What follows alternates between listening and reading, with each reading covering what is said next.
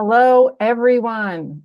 People are logging in as I speak, but I'm just going to get started with our welcome message.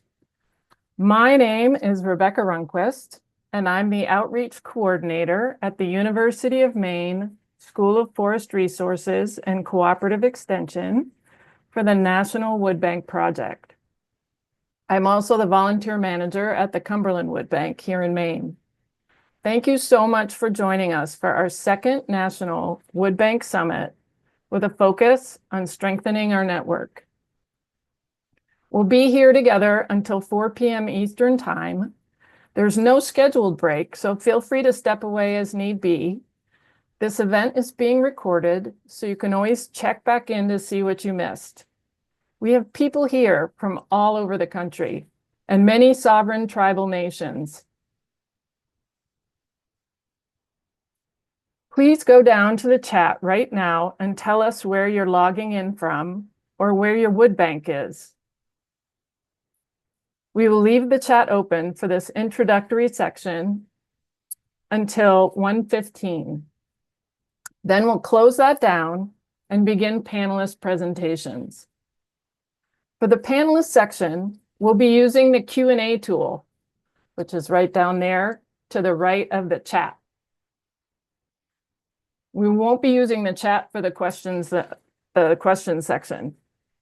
Thank you so much to Darian Dyer from Alliance for Green Heat and Serge Drage from University of Maine IT Department for helping me co-host and keep this running way more smoothly than it would if I was doing it by myself. If we run out of time, I will follow up on any questions that didn't get answered. They will be collected, even if they don't get answered in this webinar. The recording will be posted on the University of Maine National Wood Bank page online, and it will be there for you to refer to. During the webinar, only the speakers will appear on screen and all other microphones will be muted. So we're going to get started here. First up, we have Clarice Hart from the Harvard Forest with our land acknowledgement. Hello, everyone. Thank you so much for being here. So my name is Clarice, and I am not Indigenous. I work with a lot of Indigenous communities here in the Nipmuc homeland where I live and where I'm currently standing. And I thought that it was important, since we're a national group, which is inclusive of many tribal communities who are represented here, and is inclusive of land that thousands of years ago was entirely stewarded by Native people. I wanted us to just think about the fact that firewood banks are really geared towards the restoration of dignity and wholeness of communities. And one way to honor dignity and wholeness, and one way to honor our communities, is to recognize all the ways that people have been disconnected from their lands and from the trees that really shape the work that we're trying to do. So I just want to recognize that all wood bank land is Indigenous land, and it's all of our jobs to think about how we can restore dignity and wholeness to the entire community that land claims. Thank you. And now I want to introduce Brian Pettit, who's our next speaker. He's the Vice President of Policy and Regulatory Affairs for the National Alliance of Forest Owners.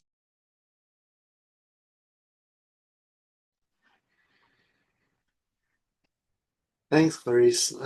So again, my name is Brian. Currently, I work for a nonprofit called the National Alliance of Forest Owners, but John asked me to speak today about the kind of the history of the funding of the program. So in my former life, I was a Senate staffer for 10 years and worked on the bipartisan infrastructure law and the provision that provided the funding for the Forest Service's Firewood program. So to get a running start, in case some folks are kind of curious of the background of how things came to be, I should start by saying I have a wood stove in my house. I'm kind of the weird guy here in my DC urban neighborhood that has cords of firewood in the yard of my row house. But we heat our house during the winter and have been loving our wood stove for a lot of years. And I get the Alliance for Green Heat newsletter and have been reading that for probably a decade. And a while back, I started seeing these articles about firewood banks, and I thought the idea was just fascinating. And I also saw the census that came out of the Harvard Forest of how many of these firewood banks are kind of scattered around the country, and I started seeing articles about different problems that individual banks are having in different states, and just really interesting, and seemed like it could be a place to be able to make a difference. And so I reached out to my boss at the time, was Senator Manchin from West Virginia, explained what a firewood bank was, and he got it right away, and he was anxious to help. And he was really instrumental in setting up West Virginia's food bank program, and so this was just kind of second nature extensions to that same thought of helping take care of those in the community that need it. You know, making sure, as I said, the dignity is able to persist for those that live in places that oftentimes are kind of looked over. Um, So, with that, I went about drafting a bill on some things that I thought could be helpful to firewood banks across the country. And I worked with on the Forest Service portfolio at the time in the U.S. Senate, and so my mind immediately went to some things that maybe the Forest Service might be able to do to help firewood banks here and there, whether it's supplying some wood or supplying a few acres to be able to process the wood on or store some wood or some things on the distribution side. But I drafted up a few ideas, started sharing it with some of the folks at the agency, and initially everyone thought, yeah, this was a great idea, easy lifts. But then, like anything, some lawyer said, "Ooh, pump the brakes here. There's some things that are causing everyone to have a lot of pause, and things stalled after that." And to move bills, we also, through the Senate at least, bipartisanship was the key back then. And we were also having problems trying to find um, members from both parties to kind of rally around the same idea of putting some seed money into this. And so then, lo and behold, the talk started around the bipartisan infrastructure law, and part of the genesis of that, again, Chairman Manchin being one of the leaders in that effort, was not only to provide resources to communities in need, but also to really just bring folks together and to be a pilot or a catalyst of what all is possible through the legislative process. And so we had the pen to authorize some new programs and provide some money to existing programs for things that would help, whether it be on the energy side or the forest restoration side. And and so we included a provision in there to provide some money to assisting firewood banks. It was interesting in that if you read which eventually became called the Inflation or the IIJA, Infrastructure Investment and Jobs Act, some of the provisions were pages. Here's so many millions of dollars, and you'll do this and that with it, and here's all the limitations and that sort of thing. And some of the provisions were one line, and this was a one line program. Here's a couple $1 million for firewood banks. Um, and there was a thought at the time that as we were trying to pull together a package of legislative proposals, this could provide seed money for those talks, but at the same time, um, provide space for different senators and congressmen to come together and figure out the details of some of these programs. And so instead of fleshing everything out through the small group that was working on the bipartisan infrastructure law, instead we just put a placeholder in there. Here's some money going to the Forest Service. And later it would be a fun conversation in the Senate to have of all of the different things we could do to be helpful in ways specifically to spend that money. And after that was signed, the programs were off and running, some with lots of details, some with no details. We started knocking on doors, and we found a friend and a Republican senator from North Carolina that was interested in the Firewood banks as well. And now that there was no cost to the program, it made it a real easy lift for senators to get on board. I'll just throw a shout out that part of that whole process really depended on that Firewood bank census from the Harvard Forest from a couple of years back. When I was talking with the different staff about hey, there's a Firewood bank in your state doing cool stuff. You should support them. First thing they did was go to the map, see the little church that's running the program, and thank God when they called, whoever answered the phone said, yes, we are in fact a Firewood bank, and we've been running doing good things for years, and we would love some assistance. And so the accuracy of that map was very helpful.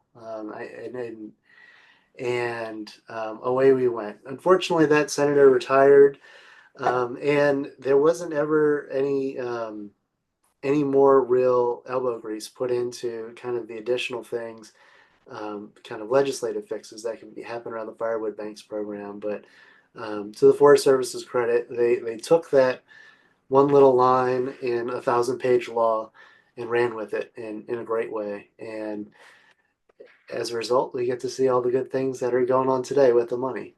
So with that, I will turn it back over to the host. Thanks so much. That's a great intro to our next speaker. We're going to be talking about fundraising for the next hour, starting with Laura Lee, who's the Vice President of Community Impact with the Maine Community Foundation. We're going to do Q&A for Laura right after her talk. She'll end around 1:30, and we'll have a quick 5 minutes as she has another commitment. And then for the other two panelists, we'll do it at the end of the hour. Thank you very much. Hi, everybody. Thanks so much, Rebecca. And thanks for having me here. It seems like a great gathering of folks. I understand from and seeing in the chat from across the country, and great to see some Maine folks here too. So I'm gonna just do. I was told to maybe step back and talk a little bit about what a community foundation is a bit. And I think I might sort of do that a little bit by just talking about what the Maine Community Foundation is. There'll be a lot of similarities for folks in other parts of the country, and just share a little bit about us. So I have some slides, so I'm gonna just share my screen. Oh, I don't have permission to share, it looks like. Somebody could get that. I think we can get that for you from our IT support. Well, while we're waiting, I'll just say that that there are like I think over 700 community foundations all across the country and even in other countries. We are a statewide community foundation, and there are fewer of those. There are probably less than 10 in the country, and we're place-based, so they're all focused on a particular geographic location. So it may be a big city, but it could also be a smaller town. And like I said, for us, we're a whole state. Let's see, maybe I'll try again. Oh, okay, it looks like I should be able to do that. So let me just see if I can find the right screen. Okay. And let's see, let me go to my slideshow.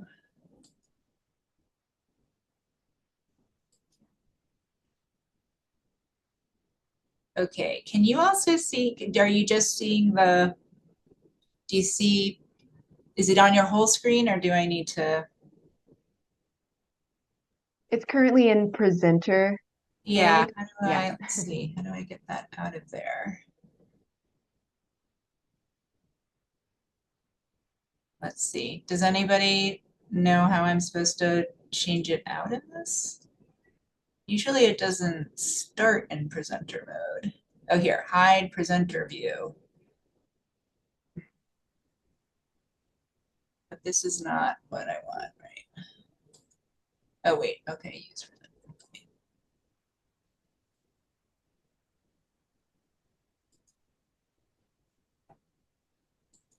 Sorry about this. No worries. We've all been there. I Yeah. think if you go under slideshow, does it have start slideshow? Well, yeah, I think that's where I'm in slideshow. Resume slideshow. Okay, well, should I just use this? Is that Yeah, I think Okay. that's fine. You All can right. talk through it. Yeah, I don't know if then you'll see. Okay, so anyway, here's okay, there we go. So sorry there's too many words on this, but I'm sure we can share the slides. So just a little bit of information about about us. A community foundation is a public charity.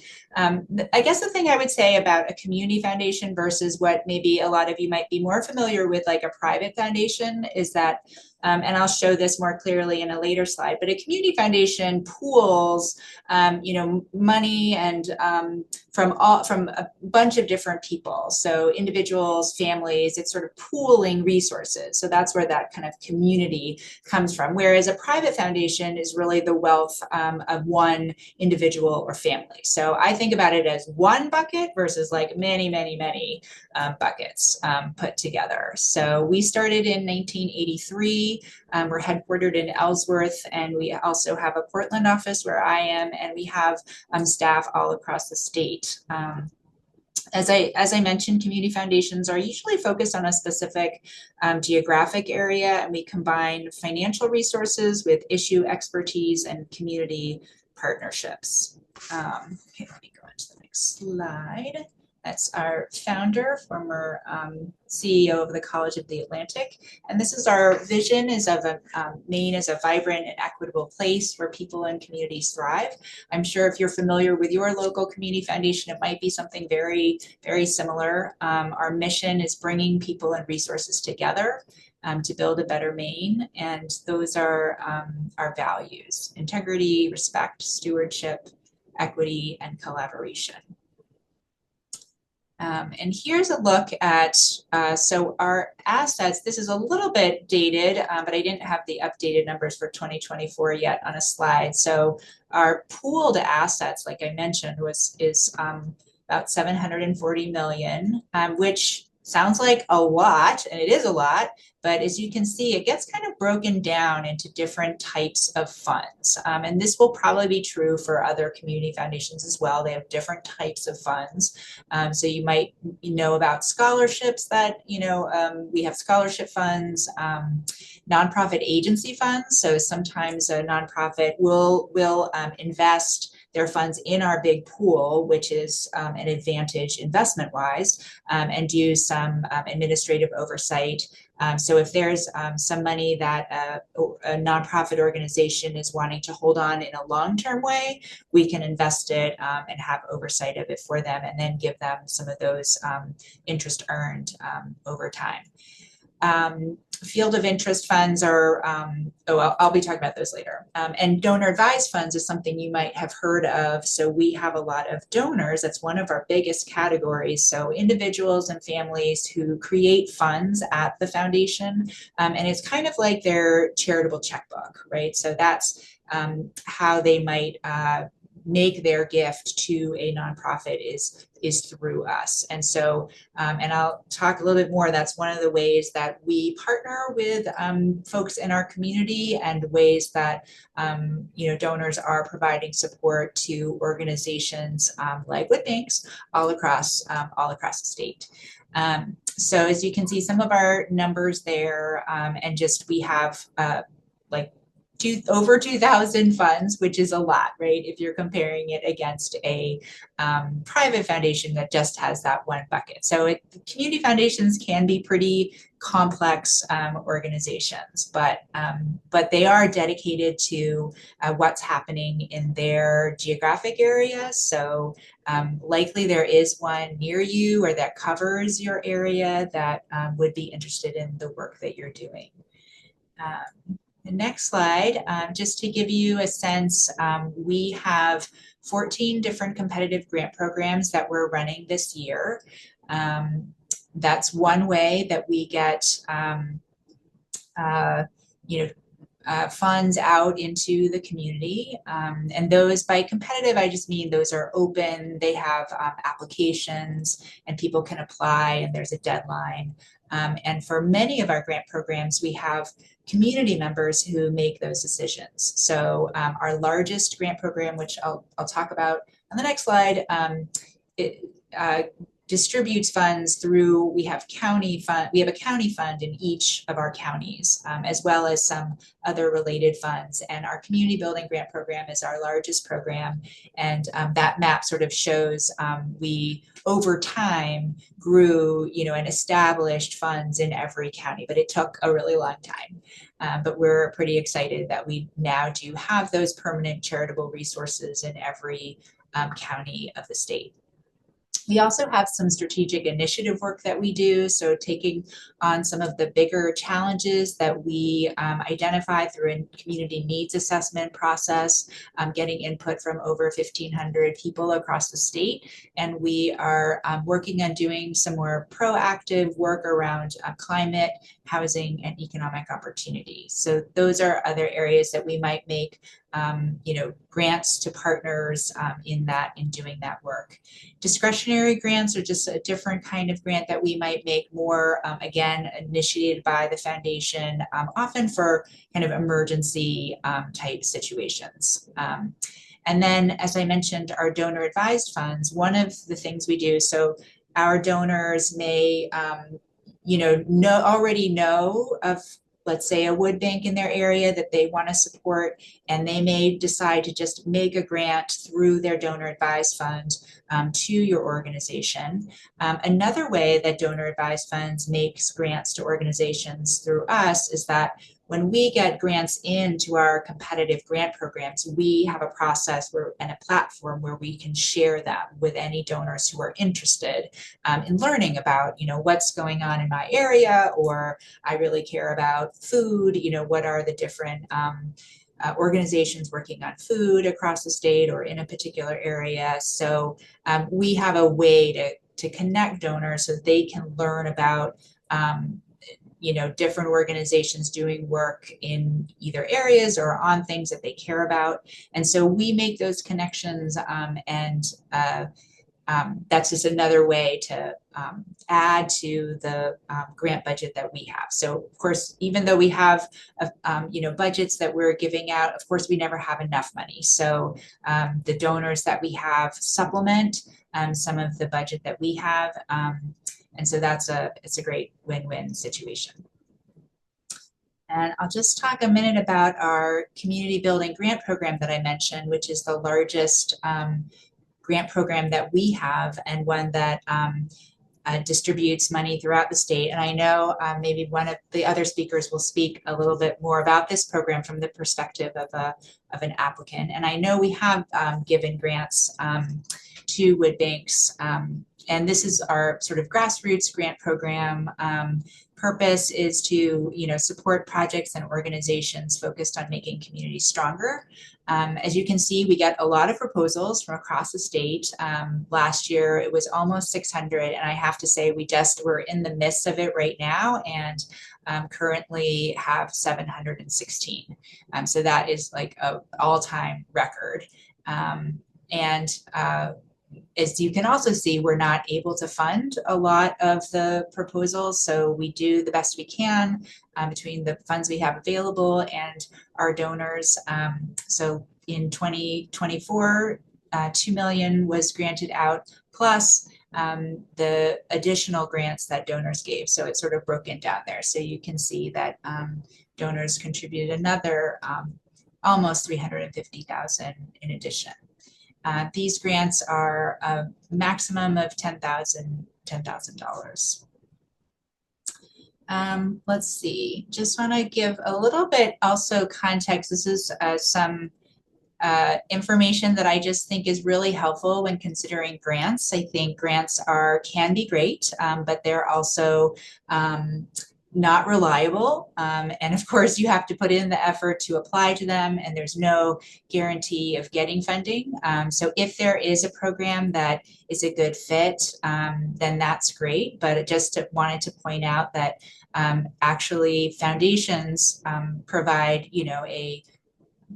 a significant, but a smaller portion of giving. This is data from Maine, from the Maine Philanthropy Center. They do a great Giving in Maine report. So that's where I pulled this from. And just wanted to point out that individuals, so here giving 60%. And then if you also see the bequests, and that's a national average that they're pulling there, but bequests are also individuals, right? So bequests are money that individuals give through their wills after they die.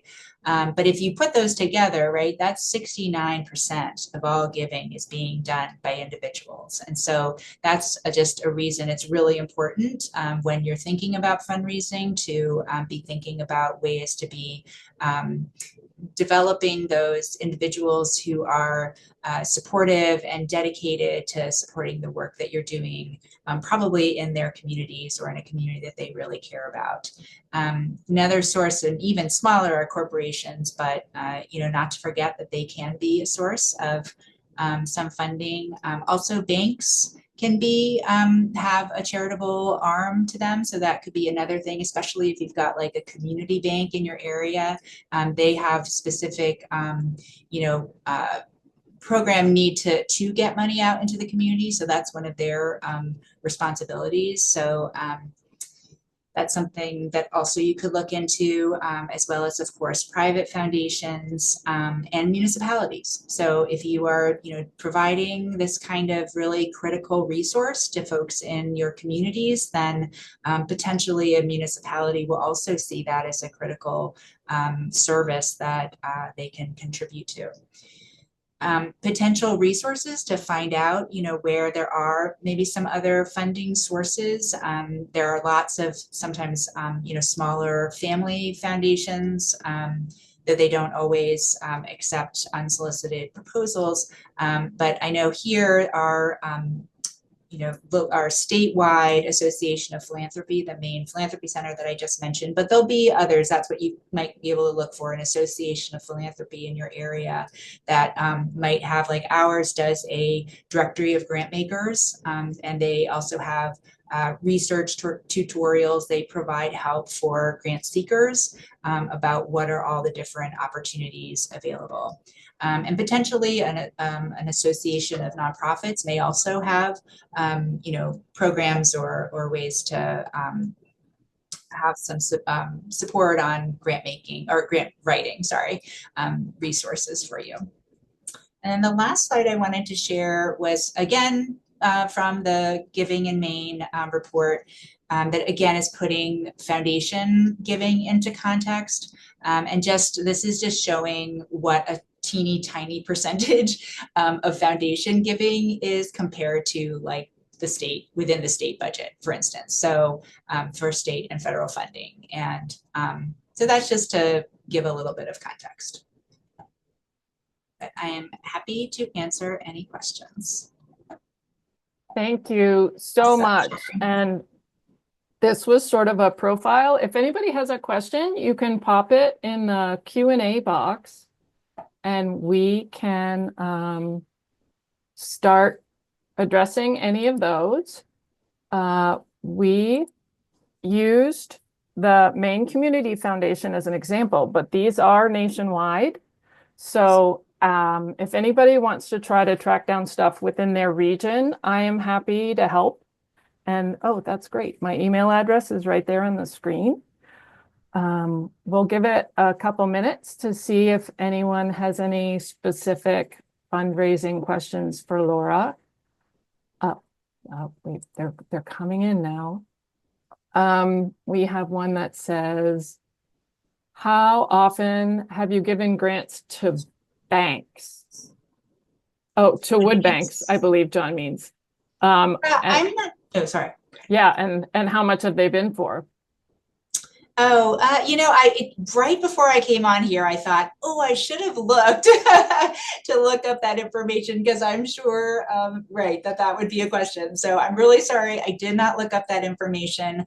I don't know. I do know that we have supported some in the past, but I don't have that information. And I know that in Maine, there's also ones that, before there are these more of these, independent ones. There are ones like sort of projects that have partnered with, a food pantry or another, organization that's doing, distribution of some kind of really critical need. So I know we've supported it in many different ways. I do know I heard that there are like 3 applications for wood banks into our current community building cycle. So 3 of those 716. So we'll see.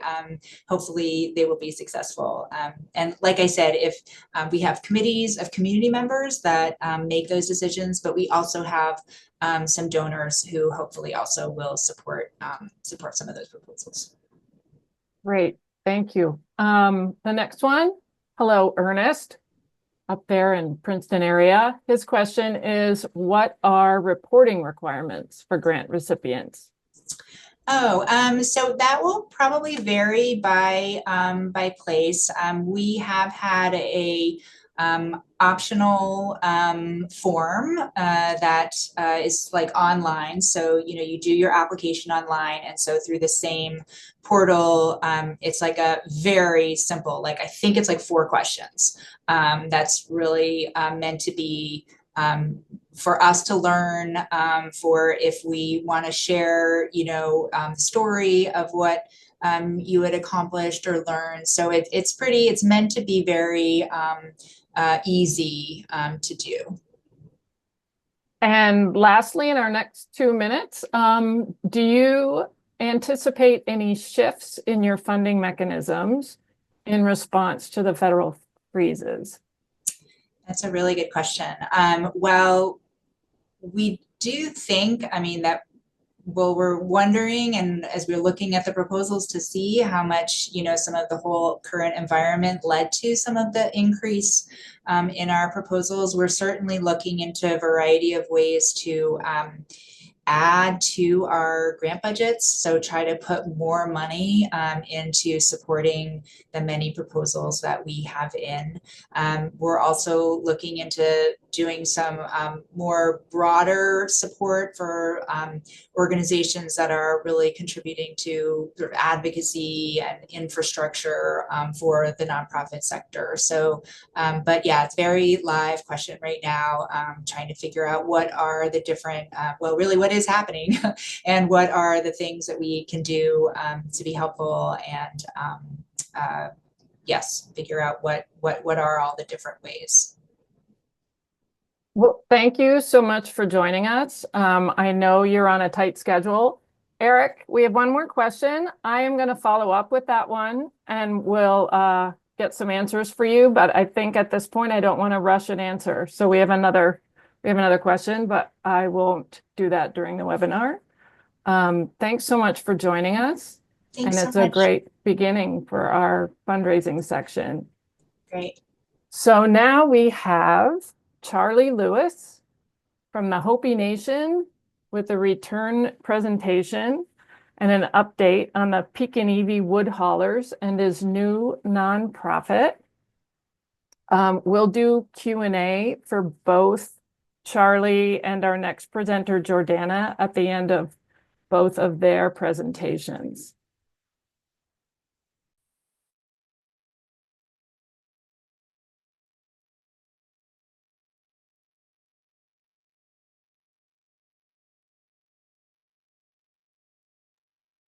I think Charlie's calling me on the phone. So I am going to ask Darian to start some Q&A around assistance request intake. And I'm going to give Charlie a call. I know he's in a hotel lobby in Phoenix. Or, hey, Jordana's popped Yes. on. Yes. So I think we're going to switch panelists. Thanks so much, Jordana. Let me introduce you. Jordana Feely is going to switch time slots with Charlie. Jordana is with a co-founder of the Maine Wood Banks, and she's going to talk about scaling up and sustainability and go through her PowerPoint, and I'm going to give Charlie a call. Thanks, Jordana. Thank you. Thank you, Rebecca. So I think this is a really good actually segue because I will speak to the Maine Community Foundation and the applications that we submitted to that. So it works out pretty well that I'm following up from Laura. So hello, everyone. My name is Jordana Feely. I am the treasurer for the Maine Wood Banks, and I'm also involved with the Freeport Wood Bank. In a former life, I had a long corporate finance career. And so my focus is really finance all my life. And so when I was getting ready to leave the corporate world, I talked to a colleague who started up the Freeport Wood Bank and said, hey, I'd love to help out nonprofits with the finance skills that I have. So that's how I got involved with the wood banks. So what I'm going to do today is I'm going to kind of talk about what I've learned. Like I've only been involved since last summer, so let's say about 8-9 months, and what I've learned along the way. And then I'm going to start with a kind of a macro fundraising and then go all the way to kind of grassroots individual fundraising. So let me just get started with, there's a lot on this slide. I kind of created this presentation to be reference, and Rebecca will probably be sharing the PowerPoint slides with everyone. So what I want to do here was I wanted to go through and talk about what I've learned to be some of what I call table stakes. So what kind of requirements do you need to fundraise? And some of this is specific to the state of Maine, but some is applies to everyone around the country. So first of all, for any kind of grants, you need that 501c3 nonprofit tax exempt status. If you don't have that, you could potentially find a fiscal sponsor. So for example, the Maine Wood Banks, which has the 501c3 status, is actually the fiscal sponsor for the Freeport Wood Bank and the Midcoast Wood Bank, and is hoping to also fiscally sponsor other wood banks that are starting up or existing around the state of Maine. So some grants that you might apply for, including the one that I applied for with Maine Community Foundation, actually require their own specific fiscal sponsorship signed agreement. So that can be something that you might see too. Secondly is an employer identification number, so the EIN tax ID. And then also, if you're applying for any kind of federal grants, you need what's called a unique entity ID. A bank account, a lot of times grants will ask for a bank account for a direct deposit. And then for grant applications, what I found is that very often you need prior year fiscal financial statements, so balance sheet, income statement. You need current fiscal year or project budget, so revenue expenses that are expected for the current year. And then a lot of them ask also for what's called organization officers document. So what this means is who's like president of the wood bank, all of the kind of the officers, advisors, whoever's involved with the wood bank. For the state of Maine, and I think this might also apply to other states in the US, we had to actually apply for what's called a charitable solicitation license. And this also has a requirement of annual reporting. And for Maine, the requirement is if you're going to be asking for more than 35,000 in donations for 1 year or 35 donors, you need this license. For the state of Maine, it was super simple to apply for, and we got immediately. Also remember from a grassroots fundraising standpoint, some tips here is that if you've got a website, always have a donation button on the website. It's usually powered by payment technology, such as PayPal, or there's GoDaddy also, to take credit card. And just be aware that there are transaction fees when donors pay with credit cards, and also a Venmo account. So you've got a QR code if you're having an event or whatever it might be. It's very, in today's world, more than cash, kind of Venmo really is an easy way for folks to donate right on the spot. And all of these have nonprofit accounts. So make sure if you're opening an account with PayPal, Venmo, whatever, identify yourself as a nonprofit. They usually need a taxpayer ID and some other information, but they will give you discounted transaction fees. And then also very important is any donations that you get that are greater than $250 per the IRS needs a tax acknowledgement letter. So those are kind of what I call the table stakes for fundraising from the macro to the micro. So now what I'm going to do is I'm going to go through that kind of what I call the fundraising ecosystem. And what I'm going to talk about is kind of the macro or the very high level federal, state, and local government grants that are available. Then I'm going to go very briefly, because Laura did an awesome job of going over the foundation and the donor advised fund grant area. Corporate grants and sponsorships, she also talked about. At local fundraising events, and then I'm going to end the presentation with campaigns and individual contributor donations. So if we start at the very high level, and I will say that we all know that funds have been frozen. So what I have here is kind of what used to be until the last couple months, but it'll still be some good ideas for who knows over time in the future. But some examples of federal grants are the Alliance for Green Heat has the Firewood, the Wood Bank Startup Fund for $10,000. We actually got that for both the Midcoast Wood Bank over a year ago, and the Freeport Wood Bank, we got one in December. And that is just essential money to start up and buy the equipment that you need to get a wood bank up and running. The application was fairly simple. So it was really kind of just a questionnaire. You had to fill in some information, share some documents, but it was pretty much simple. And then also the Alliance for Green Heat historically has provided continuing operation grant. So once, for example, the Freeport Wood Bank has been up and running for a year, we could go back and ask for an additional grant for continuing operations. The other one that we were looking at is Environmental Justice for New England through the EPA has some grants that are being given out. And once again, both of these are on pause, but something to think about in the future. We haven't really gotten into this from Maine wood banks or from the Midcoast or the Freeport, but there could be congressional funding, and there can also be municipal grants. So this is kind of that high level kind of federal, state, local government. So then if we kind of come down another level, this is Laura, kind of what she talked about, and you'll see a lot of the organizations that she mentioned, but a big one is the Maine Community Foundation. So she talked about how community foundations can help out. Like I said, we actually applied through the Community Building 2025 for grants. And it goes by counties. So what we did is we applied for one statewide for the Maine wood banks, and then one for Midcoast and one for Freeport separately, because they're in different counties.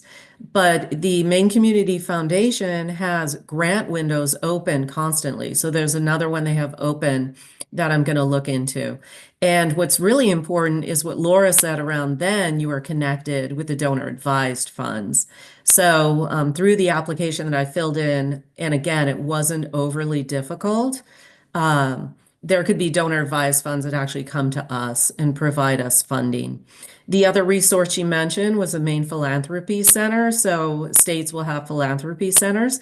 Great grant research tutorial. I never wrote a grant until about 8 months ago. And one of the first courses that I took was through the Maine Philanthropy Center to talk about how you research grants, what kind of information is needed for them, how to make your application stick and resonate with your audience. And they also have a great email newsletter. It came out actually this morning that talks about upcoming foundation grant opportunities with deadlines and some explanations about each foundation grant so you can get a sense for which ones you should apply for. And then thirdly, Laura also mentioned about the Maine Association of Nonprofits. So look for a nonprofit association in your state. Awesome information. I've taken courses through it on serving on a board. Lots of education. There's a fundraising resiliency class coming up that I'm going to take next week, but all kinds of fundraising webinars, other information. You can connect with other nonprofits. So this has really helped the ecosystem within Maine around just reaching out and getting grants from foundations and other resources. So then taking it another level down, local companies, and Laura mentioned this too. So many companies of all sizes and industries, like any company that you can think of in your area, could have a foundation and is looking and has an obligation to give away a certain amount of funds every year. And so, for example, banks. I've got a couple banks on my radar that I want to reach out to. They have foundations. And we bank with Bath Savings Bank, and that's one in particular that has a program that I can directly apply to. Think about any company or organization that's mission adjacent. So, for example, in Freeport, we've got LL Bean is headquartered here, and they're very focused on outdoors and supporting any kind of outdoor activities. Lumber and hardware companies, construction and/or architecture firms. The list goes on. I keep getting ideas every day when I drive around the area of companies that I should reach out to. Think about connecting with local community organizations such as Rotary or Lioness Lions for networking and also for volunteer resources. And then also a lot of organizations in the area are part of the 1% for the planet. And I really feel that wood banks kind of fall directly into that environmental and sustainability mission that 1% for the planet has. So looking at companies in the area that have that too. And then if I kind of take it down, now I'm getting into the fundraising events. It's really helpful to raise awareness in your community and to raise funds. So, for example, many of the Maine breweries, restaurants, natural food stores, coffee shops, you name it, they all have community fundraising events, and a lot of them will run like this month. We were giving a certain percentage, like round up your purchase, and we're giving that money back to a nonprofit in the community who has been elected, who has been chosen by our members. Like if it's a co-op, our members have chosen these 12 nonprofits for the year to give money back to. But this is a win-win for both the host and the nonprofit for increasing sales and awareness of the wood bank. So, for example, here for the Freeport Wood Bank, we actually ran one of these, and I have a picture of kind of the promo flyer back in December at Maine Beer Company, and we get 20% of their food sales. And then also we raise awareness in the community. These events are as good as you get your base out and activated in order to show up and support your cause. So it's really turned out really well for us, and we'll probably have another one this year. And then also something else we're doing for the Mid-Coast is there's an upcoming annual wood banquet to celebrate volunteers, donors, and supporters. So that's another way to have a fundraiser and kind of create community and awareness. And like I said, a lot of these are only as good as you mobilize your base to get out there and show up. And then then I want to talk about just quickly around time-bound direct email fundraising campaigns to activate your supporter base. So this is about directly sending out emails. So direct marketing fundraising software. There's a couple, I threw some out here that I knew about. Constant Contact you can use to do this. Give Butter I've heard about. Zephy. Once again, be very aware if you're using any of these. I believe that Give Butter and Zephy, but I haven't looked into it a lot, is free platform, but be very aware of any transaction fees or fees that are charged. But these are direct marketing where, for example, what we did with Midcoast is the president of the Midcoast Wood Bank, he sent out over February constantly emails saying, hey, we're running this February campaign to raise money, and whatever we raise in February is going to be matched with this very generous matching donation of $4,000. And the matching campaigns are very effective. And we had a really great campaign for February. And then if you think about it, end of year campaigns are effective too, because a lot of organizations and donors, I'll say procrastinate, and they're like, okay, it's the end of the year. I need to give away some of our money to get the tax benefit. So you'll see a lot of wood banks or organizations run those end of year campaigns.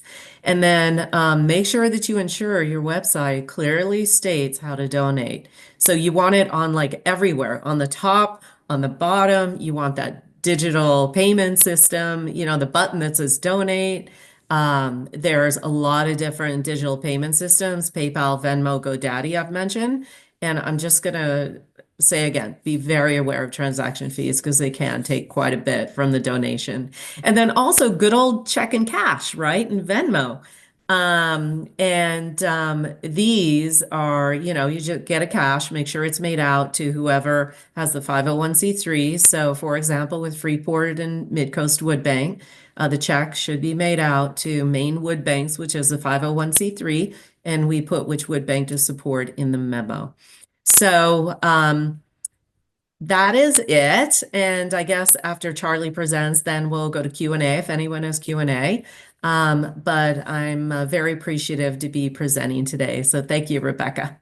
Thank you, Jordana. And Charlie's here. He is on the road, and I thank you so much, Charlie. I'm going to reintroduce you. We have Charlie Lewis. I think you're currently in Phoenix, and I really appreciate you doing this from the Hopi Nation and your update with the Pekin wood haulers. You were a real inspiration to me. The last time I was on this, I was a volunteer. So it's really, really great to be here to host you because what you're doing is what we're all trying to do. And take it away. Thank you. Yeah, good morning. Can you hear me? Can you guys hear me? Yeah, you're good. You're great. All right.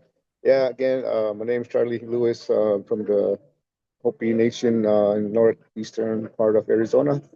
Yeah, last year, we joined the summit and a lot has happened within the past year.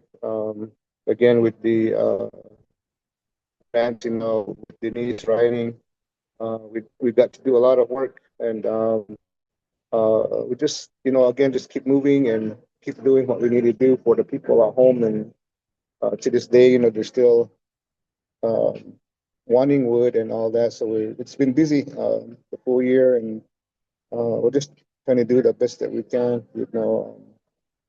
There's a lot again I'd like to share, but with the HERF, the Alliance, private donors, NFS matching grant, we got a lot of wood at home. I think with the NFF and NFF,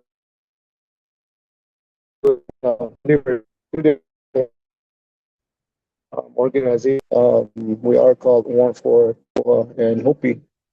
And I know one question last year, or what we were told, was we needed vehicles, but we do have them now, so we did get to do a lot of work to get deliveries out to the families. And again, that's the best part is meeting the people. And are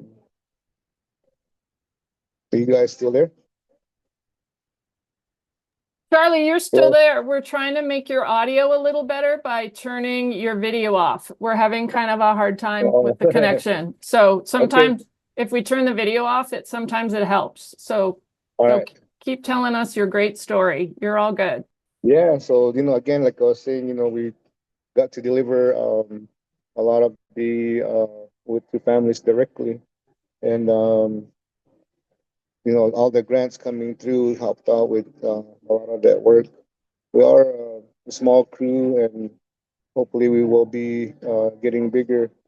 One thing that we would like to share, with Denise and I doing this, the grant with the Hopi Tribe American Rescue Plan Act, that it took us a good year probably to finally come to the point where we will be obtaining trailers and skid steer, firewood processor, pods, arches, those kind of things, wages for the guys. And um, I'm very, very grateful to the tribe and Denise for doing this work so we can build the crew up and get more firewood out to the people on Hopi and Tewa. Our goal this year under the ARPA grant would be 150, and hopefully we can do more, after we reach that goal under the narrative that was written. Um, Again, just happy to be doing this work and just keep moving. And up home, it's snowing. I ran away from the snow in Phoenix, and it's raining down here. But I'm sure there are people asking, and that for this delivering to the people. It never fails that snowstorms come, rainstorm, and hope you're ready to get ready. And, we just we'll do it. And that's what I really, really appreciate the crew for doing. They'll get up, get out there and get this done for us. Thanks, Charlie. Could you could you tell us a little bit about why you started the nonprofit? Starting the nonprofit, I learned this from the gentleman Lauren Anthony from Chase for Che. I volunteered with him many hours to do wood bucking and splitting, delivering, and that's where I learned it from. Learned about grants, so that's where Denise came into the picture. She actually bought a load of wood from me, and she wondered what I did. So I took her to the house and showed her all the rounds that we collected. It was probably about a good 20 cords of Ponderosa, 12-inch diameter. And she was interested. She said she could possibly write a grant for us. And I said, let's try it. And on it went, with the good writing, that she does, that we received many grants last year. And again, this year, Alliance was the very first one, I believe. And the Hopi Emergency Relief Fund was another, which we received a grant, and we did, I believe, 15 cords for 30 families. And how that one went was that throughout the schools, the parent liaison, they chose 5 students that, the families that needed the wood. Denise organized all that, and that was a really neat project that we did because we got to meet the families and all the struggles that they go through, to keep warm. That was one of the good ones. And the private grant, no, I'm sorry. The private donors, that they grant us, that's another part that we would appreciate of us. Um, they they see what we do, so we're just trying to do what we can with the funding that they give us. And again, it just all goes back to the elders and families that need the low income, and just trying to keep them warm. That's great. Thank you. I think you want to bring up all our panelists, and maybe Denise is on too, Charlie, so maybe we'll add her as well, if that's okay. And then we'll take any questions people may have. It doesn't have to be about fundraising. It can be about their wood banks in general as well. And we'll just see if any pop into the Q&A. We'll give a couple minutes. Yeah, Denise, again, she's the grant writer, and she could probably fill you more in everything, and some of them that I missed. So if she's on, she could maybe help me out with that. Yeah, she's here on our screen now. Thanks so much, Denise. Hi, I'm here. Oh, there I am. Hi, good afternoon. Yeah, my name's Denise. Messiah's I work with Charlie Lewis on this whole this whole journey that we're going on. I think it's going on our third year as a Wood charitable entity, our first year as an LLC. And I think one grant that was really impactful was the National Forest Foundation matching grant. And in that particular grant, we were able to uh, take people from our community. And we went to the forest and they helped us restore a meadow that the National Forest Foundation in Flagstaff had a high need to restore a natural meadow. The ponderosa was encroaching.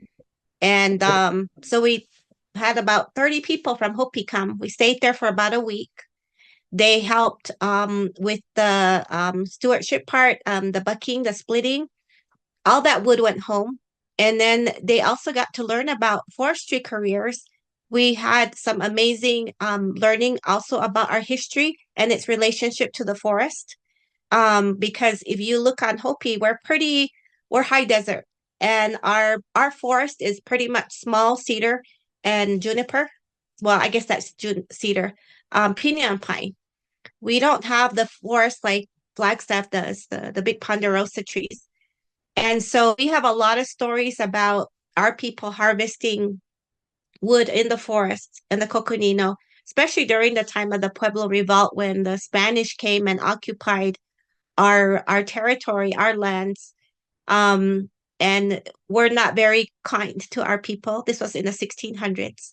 So we have many stories about how resilient our people were in surviving that, but also our connection with many of the churches that were built and the logs came from the Coconino.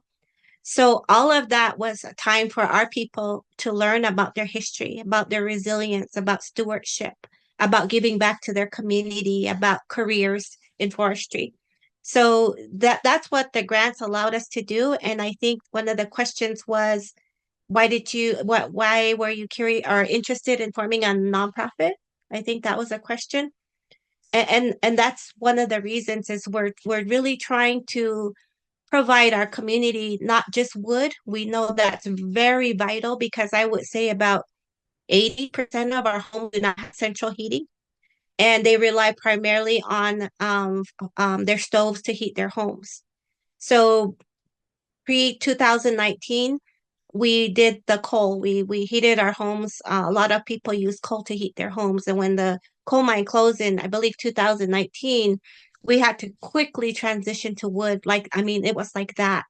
So that's one reason why we saw the need. And there's always a need, there's still a need. And the need for wood just opens up all these other doors to these other challenges that we find in our community.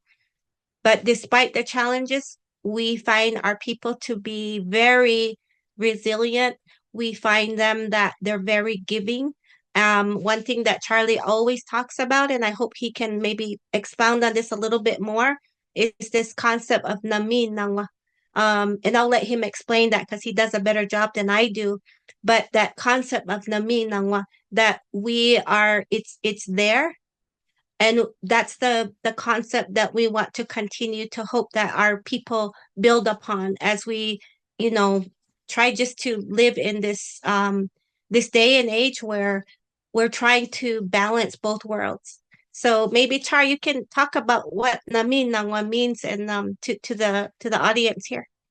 Hey, Charlie, Yeah, I muted. Yeah, great. He unmuted. Wonderful. yeah, I figured this thing out. Technology. Yeah, nothing lang. You know, to me that means to help one another out.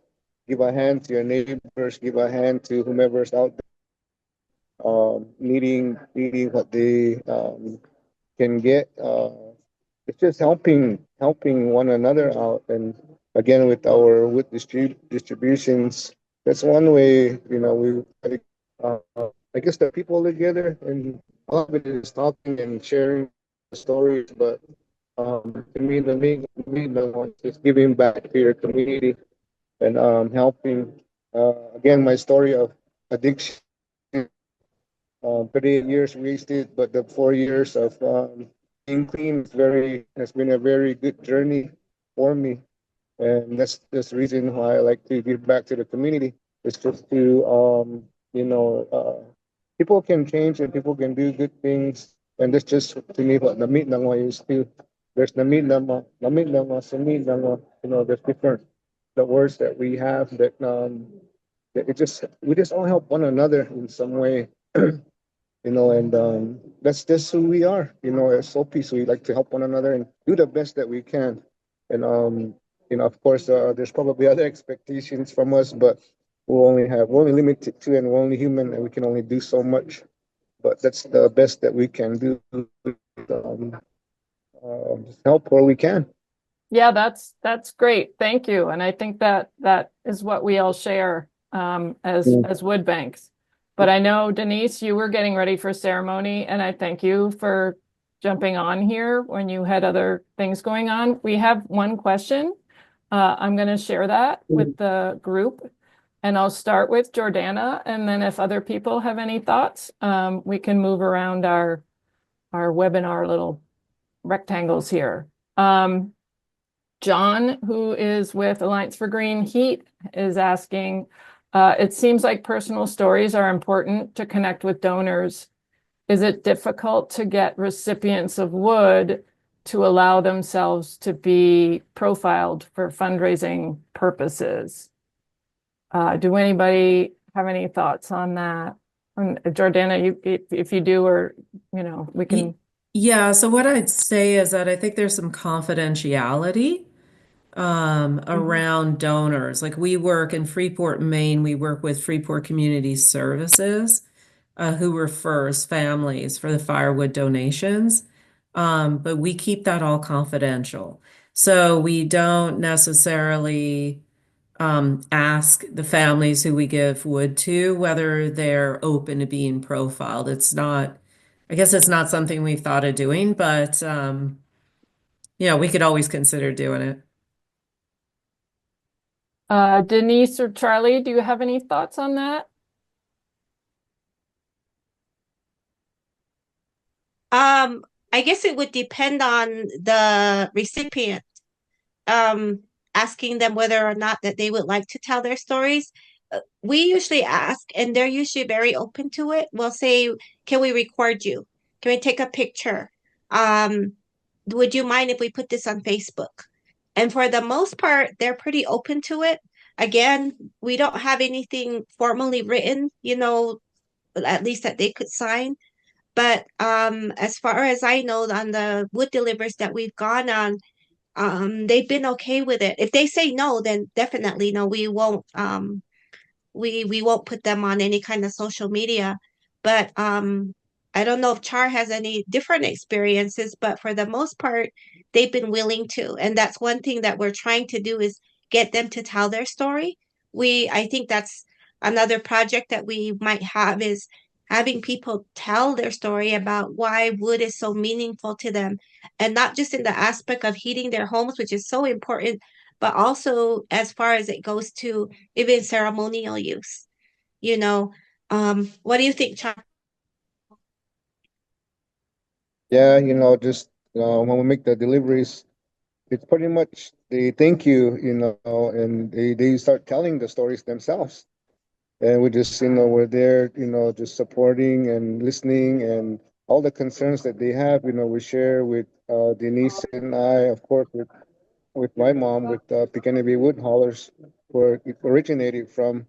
But to have them share and open up themselves to their stories of um, everything, yeah, like Denise was saying, the ceremonial part, the kids, being warm and just that. I mean, it's up to them, if they want to share. Then of course, like she was saying, we ask if we can post it or share it on social media. And if they don't want, it's fine, But to me, it's valuable to me to talk to these individuals personally, and we get their stories and how we can improve to serve them better, to be more interactive with our communities. I know everybody is looking and we can't serve everybody, but we try to do the best that we can. Thank you. Does anybody have any final thoughts before we move into our next section? We can start with you, Denise, and then Jordana and Charlie, if you have any final things you want to say or thoughts you have.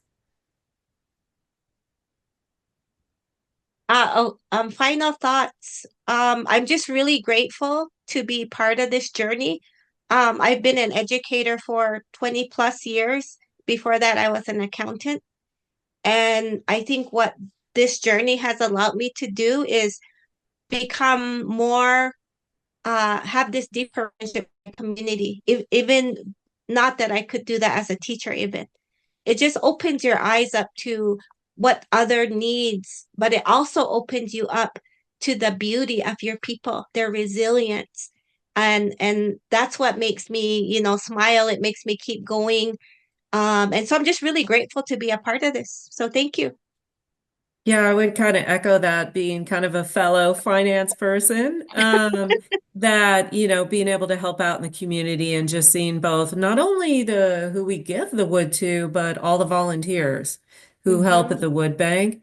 It's this great community ecosystem. And I will say that when we tell our story about the wood banks to any kind of donors or at fundraising events, whatever it might be, it just has this connection immediately. When you say that you're helping people who cannot afford to heat their homes, with the firewood to heat their homes, there's this like visceral connection that gets through immediately. So it's been very, very rewarding to be a part of that.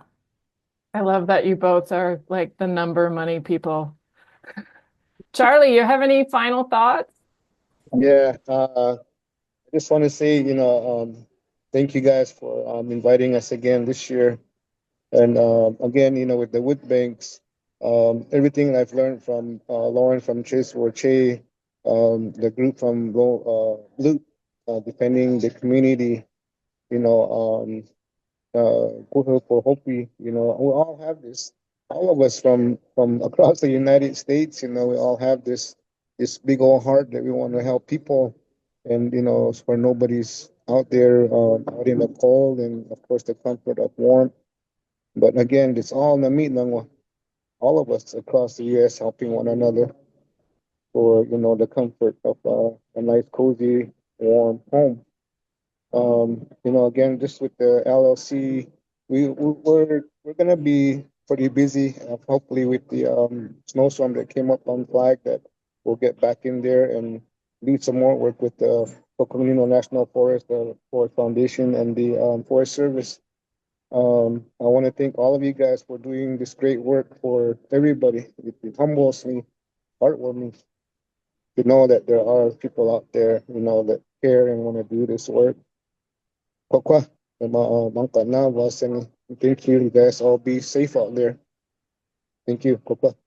Thank you so much, everybody. The perfect ending to our first hour. And I hope we can all meet again soon online. We're going to move into our network building for continued momentum and growth now. Our first speaker is Bonnie Sikakuku from the Hopi Nation. And she's going to talk about strengthening her Moan Kopi community.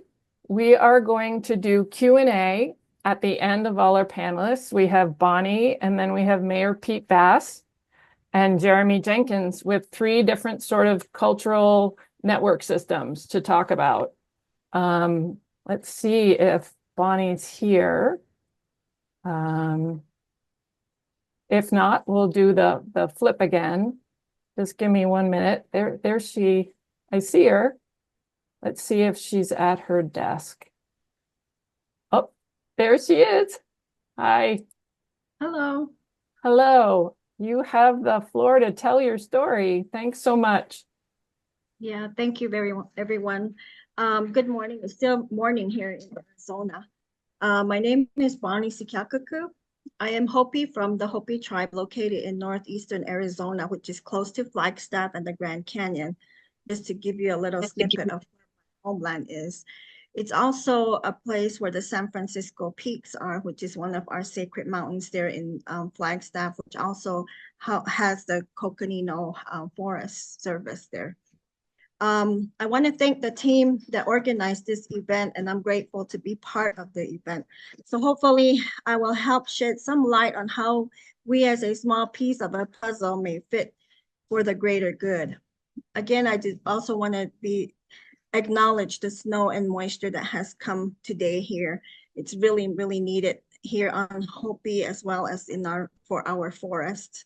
I currently work for one of the Hopi villages as an administrator. In our village, and like all other villages of our homeland, we look out for the well-being of all our village members. One of our responsibilities have been to help find wood to keep our village members to keep warm during the winter months. This time of the year is when wood is needed 24 hours to keep a house warm and comfortable.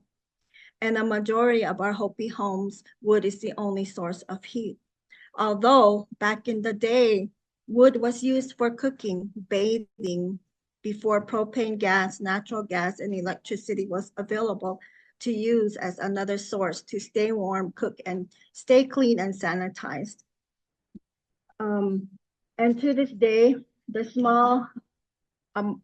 amount of wood that is burning, especially today because we are in ceremony time, is so comforting as well, because the smell of that wood always brings me back to my childhood, when that was all you smelled all the time during every day to keep a house warm. During ceremony time, you would see everyone out in their yards chopping wood and making sure that the wood was dry and ready for burning. Culturally, we're part of the land we live on, and we believe that when we take care of our earth, it will take care of us in return. We are tied to our land just like one is tied to their mother, or someone that feels that connection to. No matter how hard we find ourselves in, or other things that happen out of our control, we can reconnect to our mother and our homeland. We get regrounded, and then we can begin our journey once again, moving forward, always saying our prayers and being grateful for the breath of air we take in each day. I have learned that out of a negative impact, we must remember there is a positive outcome. The experiences and changes in our lives moves us in different ways, thinking, being, to survive and live life as best as we can. I also see life as a piece of a puzzle. We know what the picture is when we are putting our puzzle together one piece at a time. Then you get to a point where you just cannot find that piece of the puzzle, or maybe you're looking right at that piece, but you just cannot see it. The pandemic is an example of what changed the way of our lives and the picture we lived. For our area, it seemed there was no wood to heat our homes. Our other factors also contributed to the lack of wood to heat our homes. That missing piece of the puzzle was found when we were able to connect with the Forest Service to ask about getting wood from them. All these years, we lived so close to the forest and had the Forest Service that had been thinning our forests all this time. We found that missing piece to the puzzle, and that has opened the opportunity to provide more pieces put together to create this awesome picture. Although we must always also remember that back in the day, our people traveled by foot and figured out how to get the logs to our villages to help build homes and structures. This is an example of regrounding and reassessing our cultural ways and reaching out.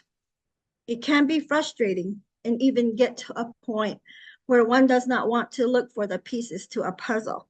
We must not give up. We can step away for a bit and re-look, and the pieces of the puzzle will be there. Or where is that missing piece? Sometimes it takes more time than we want to find the missing pieces. We were all a part of the missing piece of the puzzle. As people who lived in the same area have come together, we are now creating that beautiful picture with the other puzzle of the Forest Service and everyone else coming together to create the opportunity to serve all in need. In Hopi, this is another value that we also live by. It's called Sumit Nangwa, coming together to help out for the better good. We cannot do it alone. When we have a ceremony, when we come together as a family, it takes everyone's effort, everyone's mind, everyone's energy, everyone's whatever they have. One piece of wood to make a big pile of wood to get us through the ceremony or just to survive.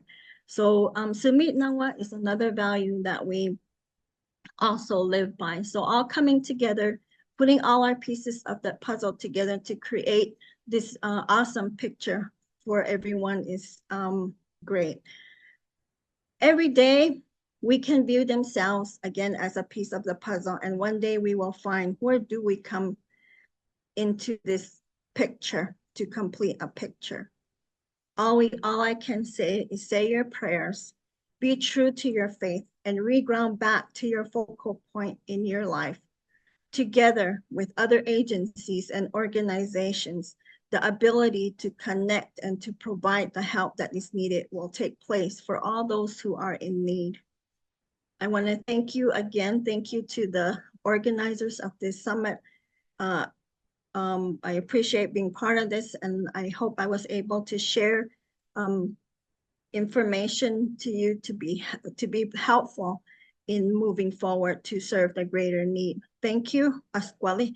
I give you strength and ability to get through all that you are faced with today. Thank you. Thank you so much, Bonnie. We're going to hear from the other two panelists, and then we'll bring you back on for Q&A. Okay. Next, we have, I'm just getting my place here on my list. I know who we have. We have Mayor Pete Bass. He is the mayor of New Milford, Connecticut, and he's going to talk to us about municipalities and wood banks. Thank you so much. Hi, Rebecca. Thank you. Thank you for having me today. And it's very inspiring hearing from the speakers that were before me and how they're doing wonderful work.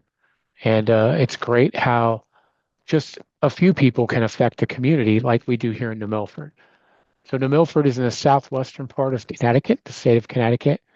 We're the largest landmass town here in Connecticut. We also have the largest tree canopy. And with that being said, every year, especially with the tree canopy we go out with our town tree crew, as well as we have contractors that we've hired to go out and clean the roadsides. We also have, like today, we have about 40-mile-an-hour winds here. We do have trees that fall. We then pick them up off the sides of the roads and on our properties. What we used to do years ago was we used to just hire a contractor and we would mulch all that wood. We then did, and I too come from a finance background, a business background. We looked at the return on the investment and found out that it's actually more cost effective for the municipality to split the wood. And with that ROI, we found out it also brings another benefit that's not even monetary, and that is helping our New Milford residents, because what we do is we give the wood out. So all that wood that can be splittable, we split it. We then tell our residents it's available. It's first come, first serve. We allow each one of our residents to take, when we do this, a pickup truck full and spread and share the wealth of the wood that we get here in New Milford. Another component, not only saving money, but it also helps our homeowners. A lot of our homeowners use electric here, and our electric prices in Connecticut are the third highest in the country. So it helps mitigate some of those costs. And also it's using a natural resource, which is wood, to help heat at home. And it's part of just a recycling effort that we have here in New Milford. We're one of the few towns that has what's called a silver certification from Sustainable Connecticut. There's all sorts of ways that we look to be sustainable, and this happens to be one of them. is to use a product that we had to take down on our roadways, and then we recycle it into people being able to use it. Our community members have been very appreciative of it. It's helped a lot of our residents here through the winter time, especially with these types of costs. And we're going to continue to do that. We've also had Eversource, which is our electrical utility. They have contractors that go out and do the same thing around the power lines. We've also asked them if they could to bring that wood to our station, which they have, and some of the other vendors locally as well. So it adds for a bigger pile. And we end up splitting it and sharing the wealth with our residents here in New Milford. That's so great. Do you have any other thoughts at this point before Q&A? Just me, again, just your previous speakers. It's just so wonderful to see that the mindset of the speakers and who you have on here is about community. And we all should feel that.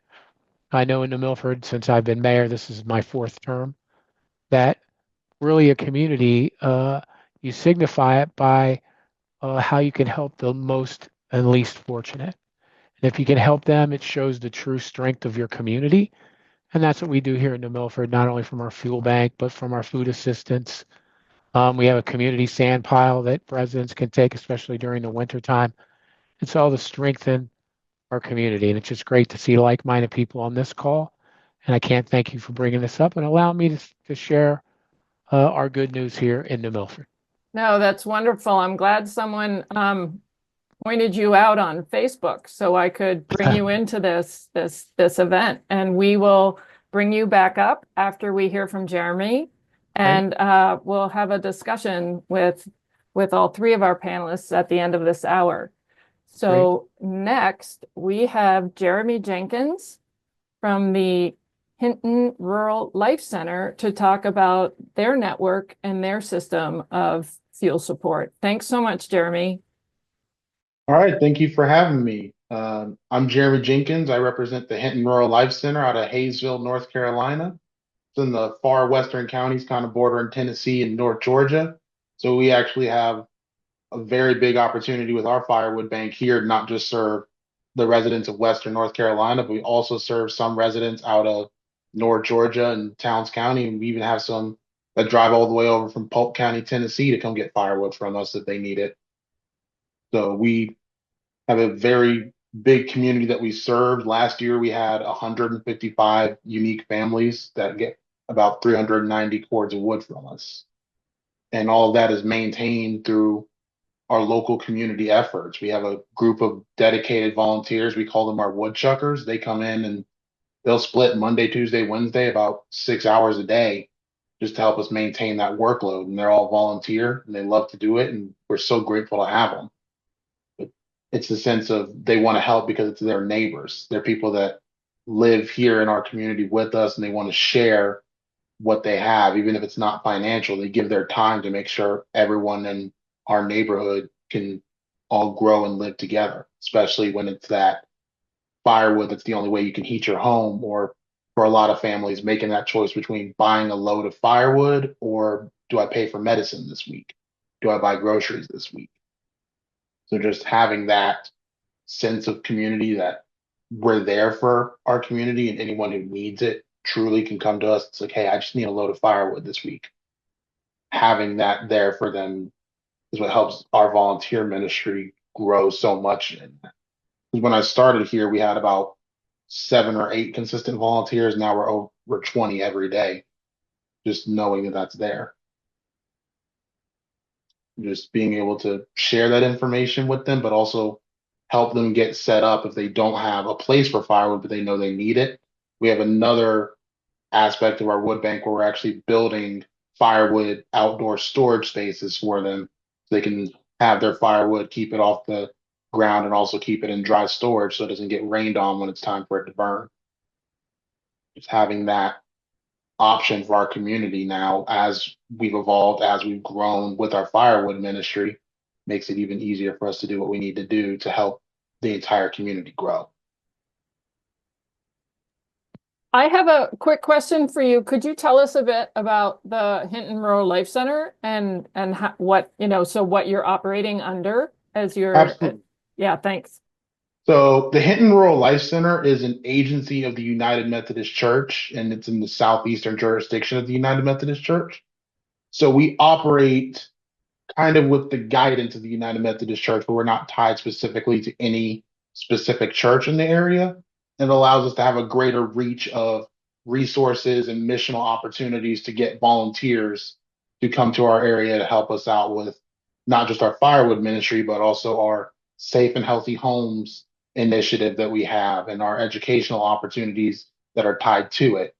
Because throughout the work that we've done at the Hinton Center, we've learned that about 60% of your health history has to do with where you live. So understanding that and getting people to understand like a lot of what our neighbors are asking us to help with and the things that we're helping them to build on don't really have as much to do with, say, their income, but it's more so where they live and what they're able to work with. That's super helpful. Do you have any other thoughts before I open it up to the Q&A? No, not really. All right. We're going to bring all our panelists on.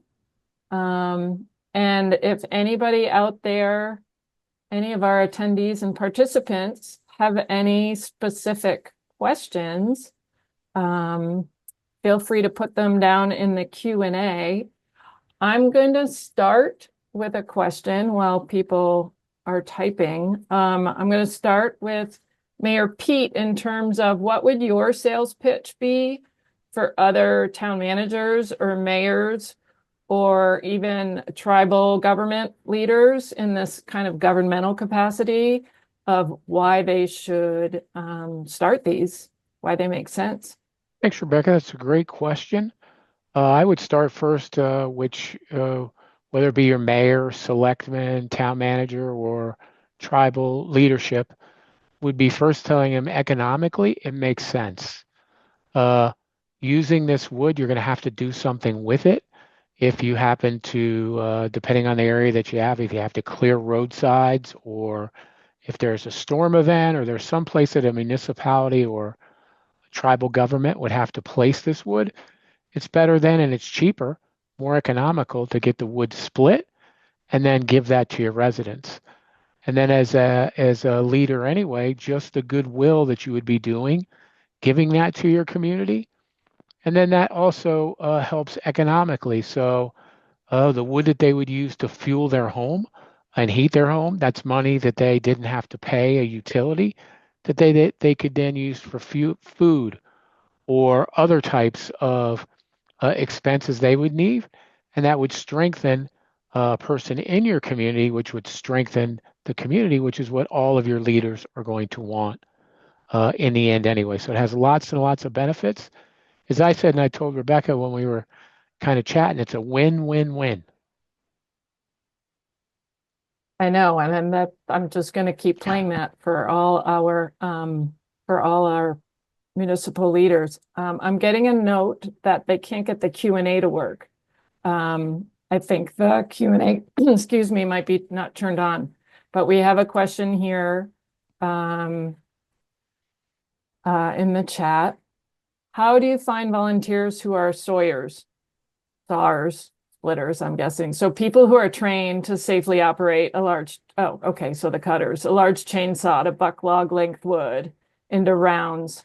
Have any of you panelists, have you trained those people yourself, excuse me, or hired professionals, or just found them in your volunteer community?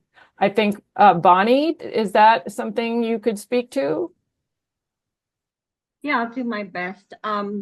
We do not have a formal training program to use to train our people within the village how to use it for, especially for safety reasons. But we've begun to develop a training program because of the safety of handling such equipment as chainsaws and log splitters and things like that. So we've had to do it in-house and reach out to others that have that experience. Like there are some organized or some Forest Service offices that are able to help with that. So we've reached out to them, and of course, just putting it in a written format so that we're all saying the same thing and doing the same thing and making sure that at the end of the day, everybody is safe and our equipment is also handled correctly and properly so that it lives its lifespan. That's great. Thank you. I'm just gonna, go around to all our speakers. Jeremy, do you have any thoughts on that question of safety and sawyers and cutters? Yes, so we've actually had some very early volunteers who had that experience, and what they've done is every other month, as we've gotten new volunteers or mission groups in, we'll actually take a day instead of splitting the entire time, we'll just redo safety training. So as our new people come in or new staff come in, they get a refresher on the safety training and how to maintain things. So that as our other volunteers who kind of work their way out or retire from it, we still have that knowledge going around to the new wave of volunteers as well. And Mayor Pete, I think you might actually hire out, which and it's still Yeah. economical. Yes, we have a company that we've contracted out that not only does the wood that can't be used, mulches, but they're the ones that do the splitting. If we did need to do anything that would be kind of one-offish, we have our own tree crews that have already been trained. So everybody in our yard is trained. That's great. I know basically insurance and safety are our two biggest ongoing, I wouldn't say challenges, but a very important tasks. Pardon me. I want to say to everybody, all our participants, it turns out that, Q&A might be working now. We weren't getting questions in there, but now we have them. I have a question specific for Mayor Pete. You might know what this is. Can we obtain a copy of your ROI so we can share with other municipalities as we work to encourage the development of new wood banks in Maine? Absolutely. We can give you kind of why it's beneficial to do that this way. Absolutely. Great, thank you. And I'll get that from you. Sure. We have a next question. I'm reading it in real time. I had my son take me walking through using the splitter, checking fluids, safety instructions. I took that video and put it on YouTube and sent to all our volunteers. So they're giving their approach. I'm also having ChatGPT create a learning assessment quiz. Whoa. Okay, that's great, helpful hints. Thank you for that, Jeffrey. Another one to the mayor. To confirm, you offer wood to any resident regardless of financial situation. Correct. The wood is born. It's residence wood. It's on our roadsides. So all the taxpayers and residents, it's their wood. We do ask people to be responsible, take their one load, and then let other people in the community take it. We do have cameras in this area too, so we do monitor it to make sure that people are fair. And because this is taxpayer use, we want to make sure that everybody gets an opportunity. For those that are at need or in need, we just make sure and let them know if they want to tell us that they are in need. We just want to make sure that they have that opportunity and benefit as well. But it's first come, first serve. Thanks so much. I have a question for Bonnie.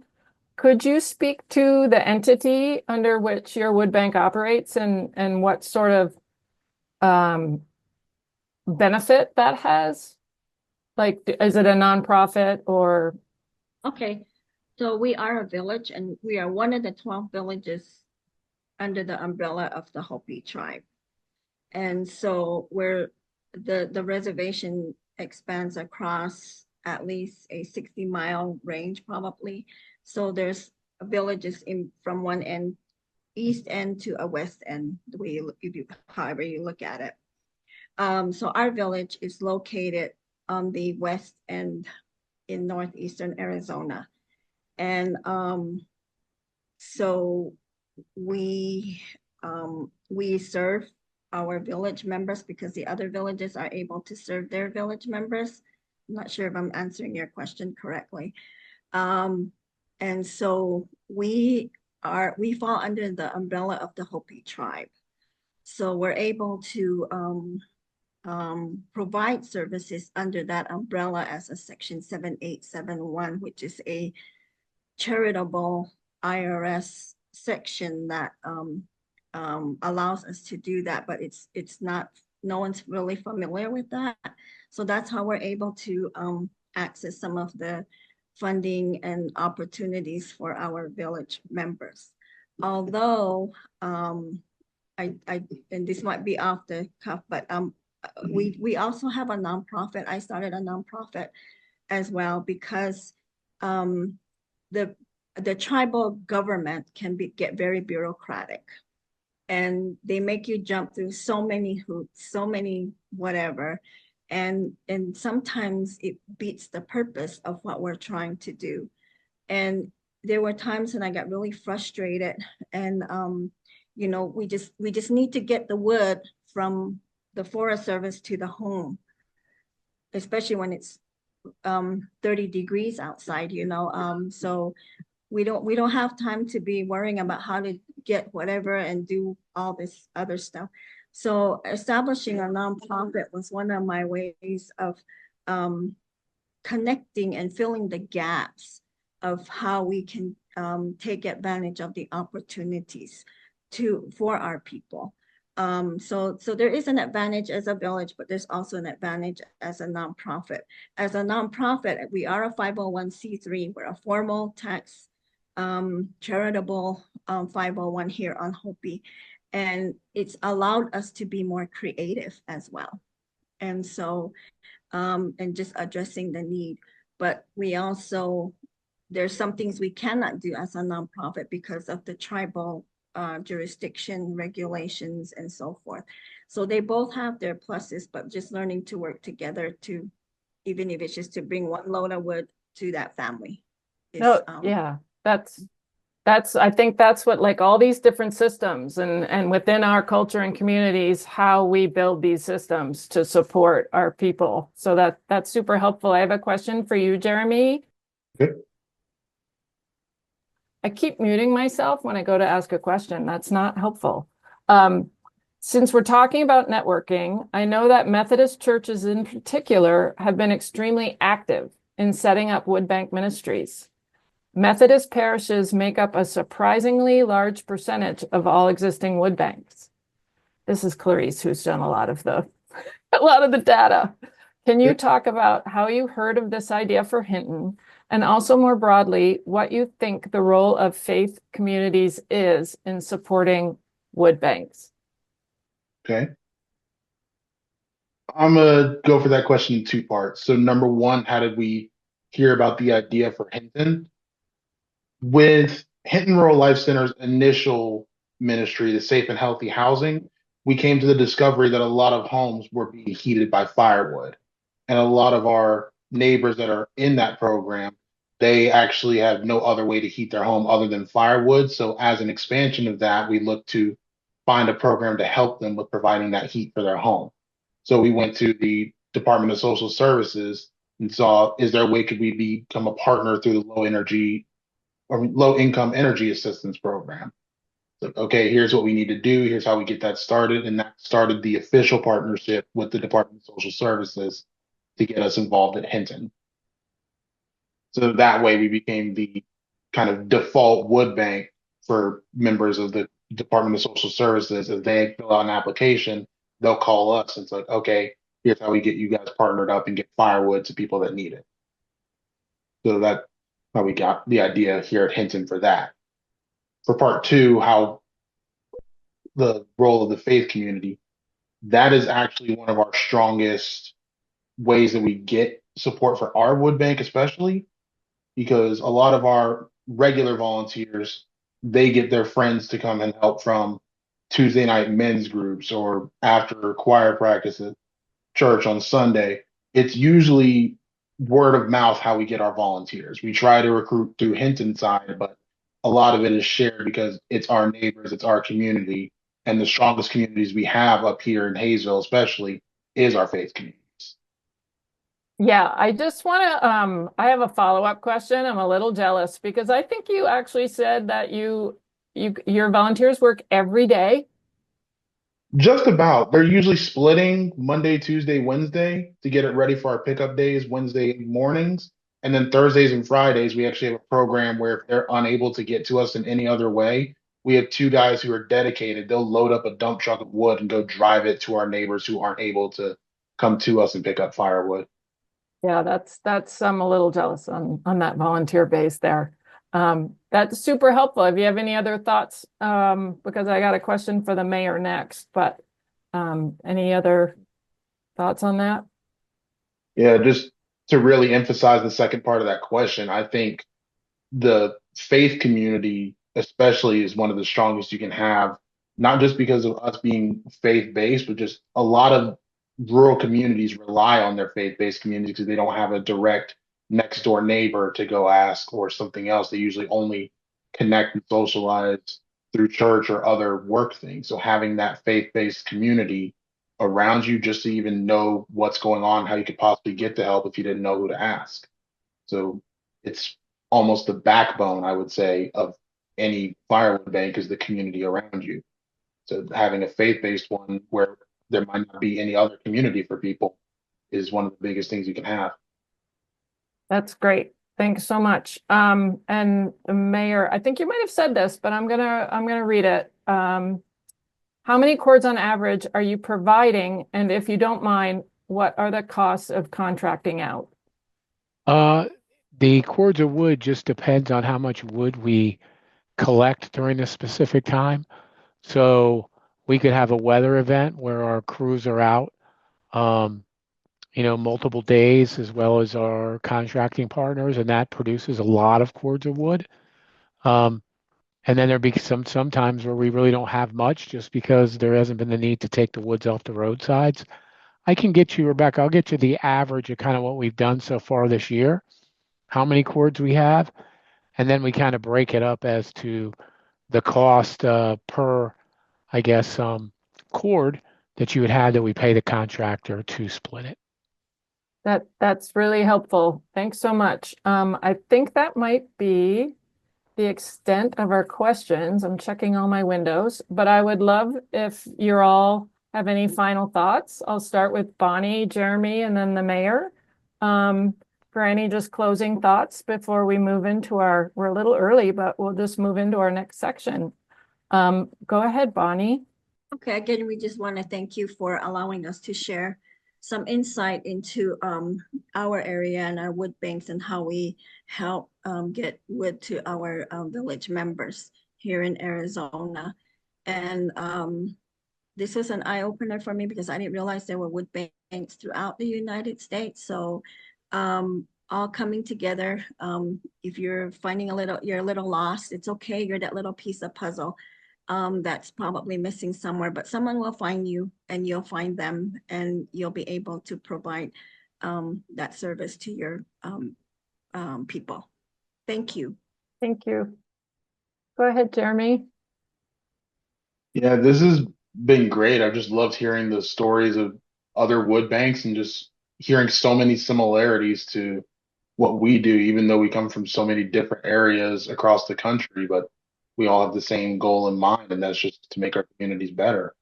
It's been great to get that insight on how it's done and what other methods have been produced for people. So it's good to learn that. And Mayor Pete, any final thoughts? Yep. Thank you, Rebecca. And first of all, thank you to Bonnie and to Jeremy. It's great to hear, what people civic-mindedly, and it only takes one person to really start the ball to move. I've seen it here with our volunteers that do so many things in our wonderful community as well. And it's just people looking out for people truly inspirational, especially to me, to see just the positiveness with all the people that are on this call. And I was surprised when Rebecca reached out to me for wood banks. I didn't know either, Bonnie, that they even had these. So it's great to hear, and I appreciate you giving me a few moments of everyone's time. And again, it only takes one or two people to move a mountain. So thank you. We are, thank you all so much. It's the stories that keep everybody going. We're ahead of time, but I don't think that's a bad thing. So we're just going to keep moving into what would be our 3:15 slot. I would like to say it hasn't been updated recently, but we do have sort of a map of the extent of wood banks across the country. And we can kind of share that if anybody emails me, because it's pretty inspirational. So moving into what would be our 3:15, but I'm really glad that we have extra time.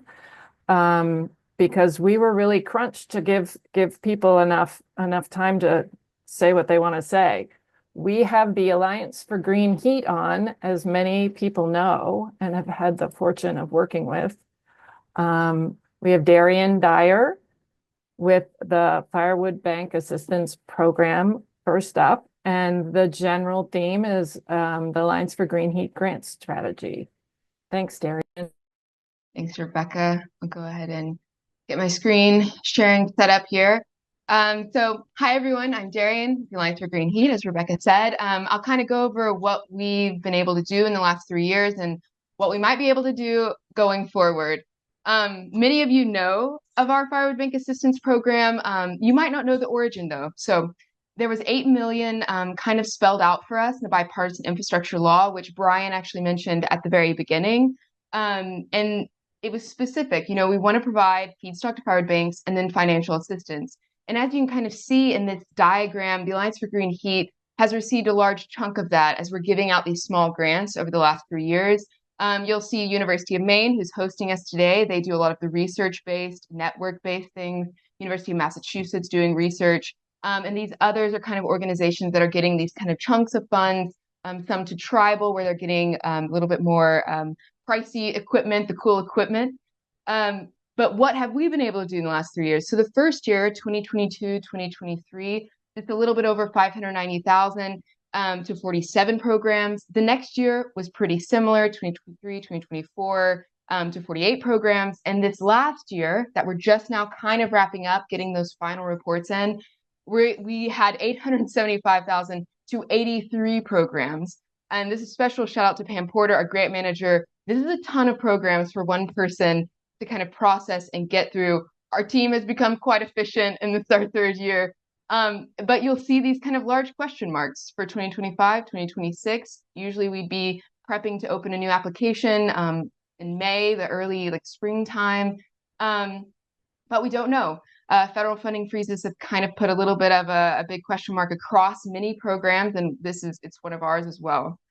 So looking back at the numbers to kind of show a little bit of the impact, at this point, we've given over a little over 2.1 million to 129 different programs across 32 states, which is quite a large breadth of programs. We're kind of impressed that they just keep popping up in different states. It's really impressive when people tell their stories about why maybe somewhere in South Carolina they're needing a firewood bank, why in Texas they're needing a firewood bank.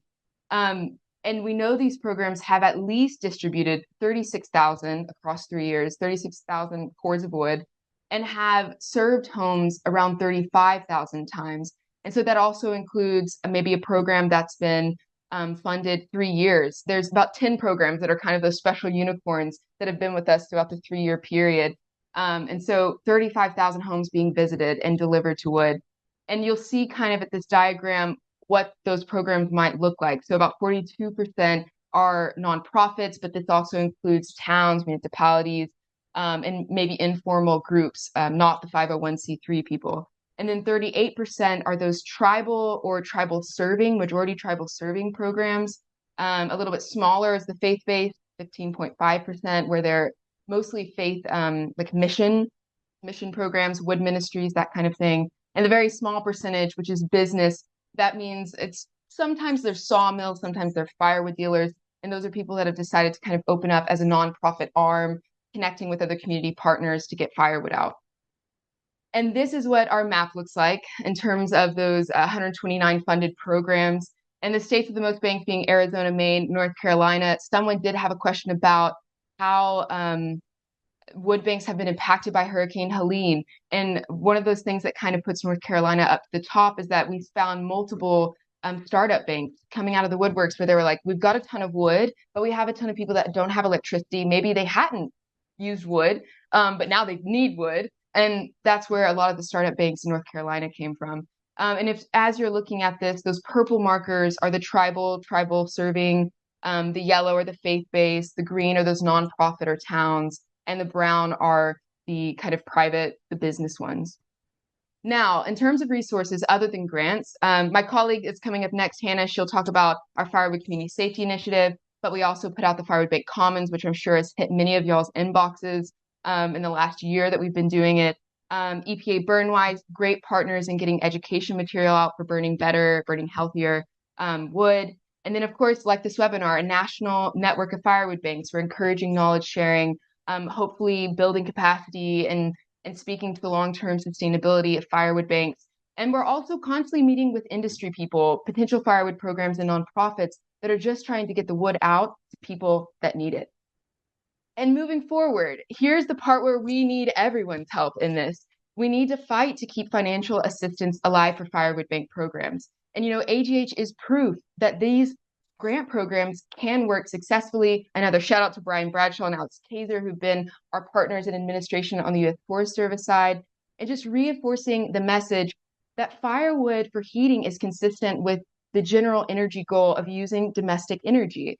And if you're kind of nervous about how to share that message, we can always help you formulate that message for your representatives. And don't be shy about sharing stories, because we've heard them over and over again, why it is so important. If you're not delivering wood, someone's burning their furniture, their kitchen cabinets. If you're not delivering wood, someone's skipping out on groceries, someone's skipping out on prescription. So we know it's important. Don't be shy.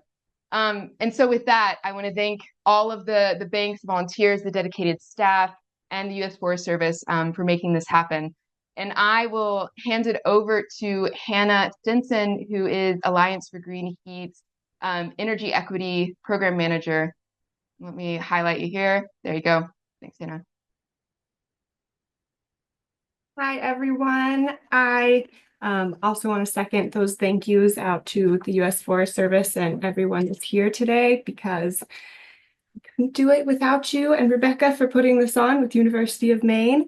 I am the Alliance for Green Heat Energy Equity Program Manager, and right now I'm overseeing the Firewood Community Safety Initiative, which I do have a small slideshow to show kind of what we're doing with Firewood Community Safety Initiative.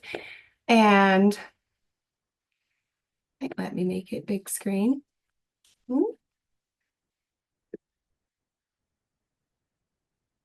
There we go. So throughout meeting with firewood banks around the country, we're realizing that all of them go about distribution of wood in the same way, or in different ways, very different ways. And the different ways kind of meet people where they need to be and what they're using the wood for. But what we're realizing with the communities that use the wood is a lot of times the infrastructure that they're using is not making the most of the wood or putting them in a harmful situation. So we started the Firewood Community Safety Initiative to make a more equitable safety follow-up to firewood distribution as it is occurring now. So we launched our safety toolkits, which include items that are on this slide here. And we've been sending them out around states that have shown interest in wanting to get them to their wood recipients. And it focuses mostly on how to burn firewood safely and practice firewood use the best way you can for yourself and your household. We emphasize burning dry wood, the proper use of smoke detectors and safeguarding your home, addressing indoor air pollution and being aware of what that looks like in your home, and the installation and maintenance of your wood stove, in addition to one of the most important things, which is user behavior. Some of the folks that did receive supplies from us got them out to individuals in their community almost immediately and gave really good feedback. And chiming into a lot of what the earlier speakers have mentioned, many of them use local businesses to receive donations of more smoke detectors or even fire extinguishers from local retailers so that they could offer those to homes that maybe don't have them or don't have as well of maintained a stove or in not access to getting a new stove in the near future. So with air pollution also in our minds, we've also sent out air quality monitors to look at particulate matter pollution within the home and kind of understand what that looks like based on your appliance that you're using and how it might affect your health. I am somebody who does suffer from respiratory illness, and so smoke, I can be really sensitive to smoke. And the homes that we've sent them out to have been all opt-in, but some are in the hands of Firewood banks that are giving them out to some of their recipients of wood just to paint that picture if they want to see it for themselves. Other Firewood banks are even having them at their woodlot. For instance, this middle picture from Clear Creek Wood Bank, they have a warming shed, and so they're using the air quality monitor in their warming shed to kind of show what that looks like, even though it's in a really small space. It's a new EPA certified stove, and I'm not saying that you have to have a new EPA certified stove, but sometimes looking at the condition of the stove and the year it was made and how you're using your firewood can influence the amount of particulate matter pollution in your home. So I myself have been studying the air in my own home and recently got a new wood stove. The bottom picture of my before stove was one I absolutely loved, but I had no idea what it was really doing when burning. It was heating my home fine, but it was also using a lot of wood, like 4 cords or more a season. And it also was contributing to my indoor air pollution pretty severely. It spiked above 200 particulate matter, 2.5 micrometers per meters cubed many times.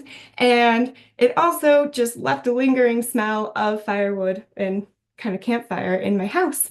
So with seeing on the air monitor what was happening in my home, and not just from my wood stove, sometimes it would come from my cook stove, from repair, renovations, because we do a lot of those in my house.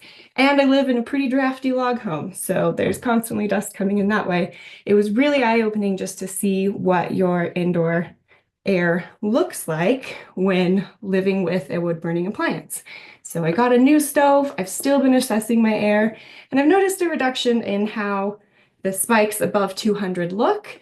My new stove is an EPA certified stove, and I was lucky enough to use the Department of Energy weatherization tax incentives to acquire the stove, and it kind of helped with that. So it's all part of the conversation we're hoping that could be started. A lot of wood banks are passing out education materials from the Burnwise crew at EPA, and we love that because, as we know, it's a waste to use wood that's not properly seasoned. And so some of the things we're really trying to drive home is getting more wood banks to keep their community safe while offering them the heating security that will keep them warm, because both are essential. At the local level, it'd be really great to also mimic what Darian was saying, advocate for the sustained funding for firewood banks, but also maybe start conversations with local governments about your hearth industry and how you could expand access to new stoves and expand access to swap out programs or ways that you could get the new stoves into homes that aren't able to afford the wood, because a lot of times that financial barrier of the stove is even more difficult than getting the wood. So that is all from me, but thank you. Thanks so much, you guys. We are way ahead of schedule, which is really fantastic because we're not in a rush. I'm not sure what technology is using, if chat or Q&A is working right now, but if anybody has follow-up questions, we've got plenty of time to have a conversation around these topics. And again, like I think so many of us know, we couldn't be running wood banks without all the support Alliance for Green Heat has given us. And yes, and I'm so glad you mentioned Pam Porter. Are you out there, Pam? So many of us have spoken with Pam, and she supported us through our tedious grant reports, and couldn't have gotten through that without her. So I think we've got some questions here. Let's see. Well, Ernest wants a monitor. Let's just do it. Let's do a general monitor availability question. I love it. Ernest, I'll get you a monitor even if I have to buy it, but let's hear what they say. We have 2 monitors that need to be sent out into homes and especially want to be used as soon as possible so that we can add it to our about a dozen participants already forming the. So yes, Ernest, I'll get you a monitor. Please let me know your information though. I will get that to you. Ernest, send me your snail mail and I'll get it to them. Let's see if we have something here in the chat. Just Clarice with a message. So we're in the Q&A now. Either of you have any other thoughts in general about the webinar or wood banks while we give people time to ask any other questions? I think for us, in terms of funding, because we are trying to find other avenues where firewood banks can get into funding. And I mean, even though it is kind of a new atmosphere to try to navigate, I would still say check EPA websites.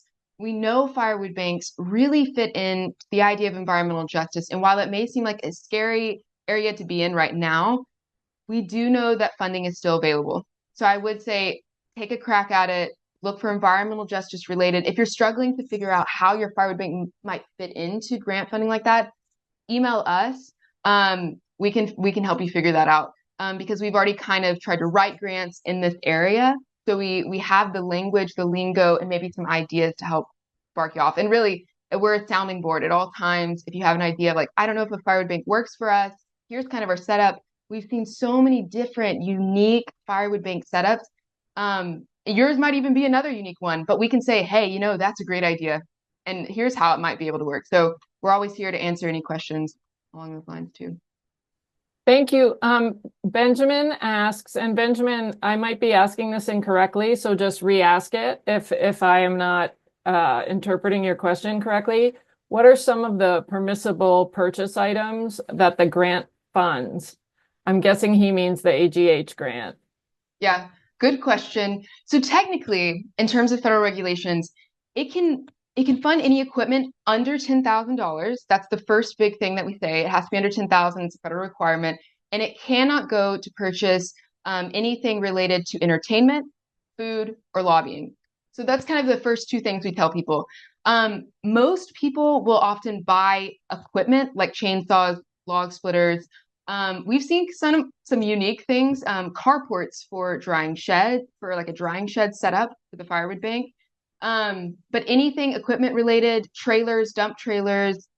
We've even had someone fund a warming shed for their volunteers because they want to increase volunteer participation. So being able to go in and warm up in a shed, it's a good idea. So really anything related PPE, that's a huge deal for us that we want to make sure you have the proper equipment to safely process wood. So as long as it's not over 10,000 and it's not food, it's not lobbying, it's not entertainment, we can make it work. We are getting, I'm going to do one more question. And then what we're going to do, we're going to get to all the questions. But instead of staying in this Q&A, since it's so relevant, we're going to move into the academic presentations, and then we can do all these questions at the end. And fortunately, we have a good chunk of time for them. So we're going to ask one more of you, and then we'll save the rest because I think they're relevant, and we could have Larry and Nordica on as well with you two. Is that okay with you? Okay, great. One more question, because it's specific to you, Hannah, is if you have a new EPA certified stove and dry wood below 20% moisture content, what are some other tips for improving air quality? Great question. We like to promote the top-down fire building structure. So putting the largest wood at the bottom up to the smallest piece of wood and paper kindling to start your fire, because that tends to produce less smoke when igniting your fire. It's also important to reduce the exposure to smoke when possible. So whether that's through opening the stove door, kind of keeping it closed, not like leaving it open to have kind of the campfire vibe inside your house. And there's also ways that you can ventilate your home better if the stove is just more likely to produce smoke inside your house. And so some accessible ways are through air filtration that you can make yourself using HEPA filter or kind of furnace filters on a box fan, or you could find a HEPA filter as well. In addition to those, I would say using seasoned wood is the most important, or a very important piece, but you also want to make sure it's not like bad seasoned wood or really old seasoned wood, because then that can kind of produce gross stuff into your house too. Any final thoughts from you two before we move on to Nordica and Larry, and then we'll bring all four of you up at the end. But if you want to just have any closing comments, I'll start with you, Darian and Hannah. Yeah, I think my closing one, of course, everyone echoes. Thanks for coming to this webinar. It's a big part, and it may seem small, but it is actually huge to be able to know that so many people are doing this work. You've got a lot of people behind you, cheering you on, trying to find ways to keep y'all well funded, because it is important work. So just knowing that we're behind you, I think hopefully it helps y'all out. And I agree. Thank you for being here and for sharing your contribution to the overall Firewood Bank network. I'm just really optimistic to see how it all pans out.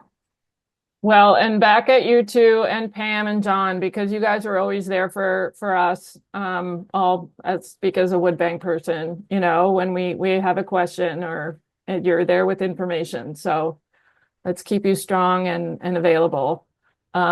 So we will bring you back up at the end here, and I'm so glad we have extra time. And now we will move on to Nordica McCarty from Oregon State University, and she is going to talk about in situ measurements of emissions and fuel loading of non-catalytic cordwood stoves in rural Oregon. Thank you so much, Nordica. Thanks so much for the invitation to be here, Rebecca. This is my first Firewood Bank Summit, but I am so appreciative of the work that you all do. I grew up in northern Minnesota, exclusively heating with wood, and so I spent a lot of time chopping firewood and loading firewood and all of that, and so I know it's a ton of work and people appreciate it very much. So I'm really pleased to be here today to share some of the work that we did measuring the emissions and fuel use of 7 different households in rural Oregon 2 winters ago. This is part of some work that we've done for the Department of Energy on a grant that is where our goal is to design cleaner burning wood stoves. And that's through my work as a associate professor of mechanical engineering at Oregon State University. And I'm also executive director of a nonprofit called Aprovecho Research Center.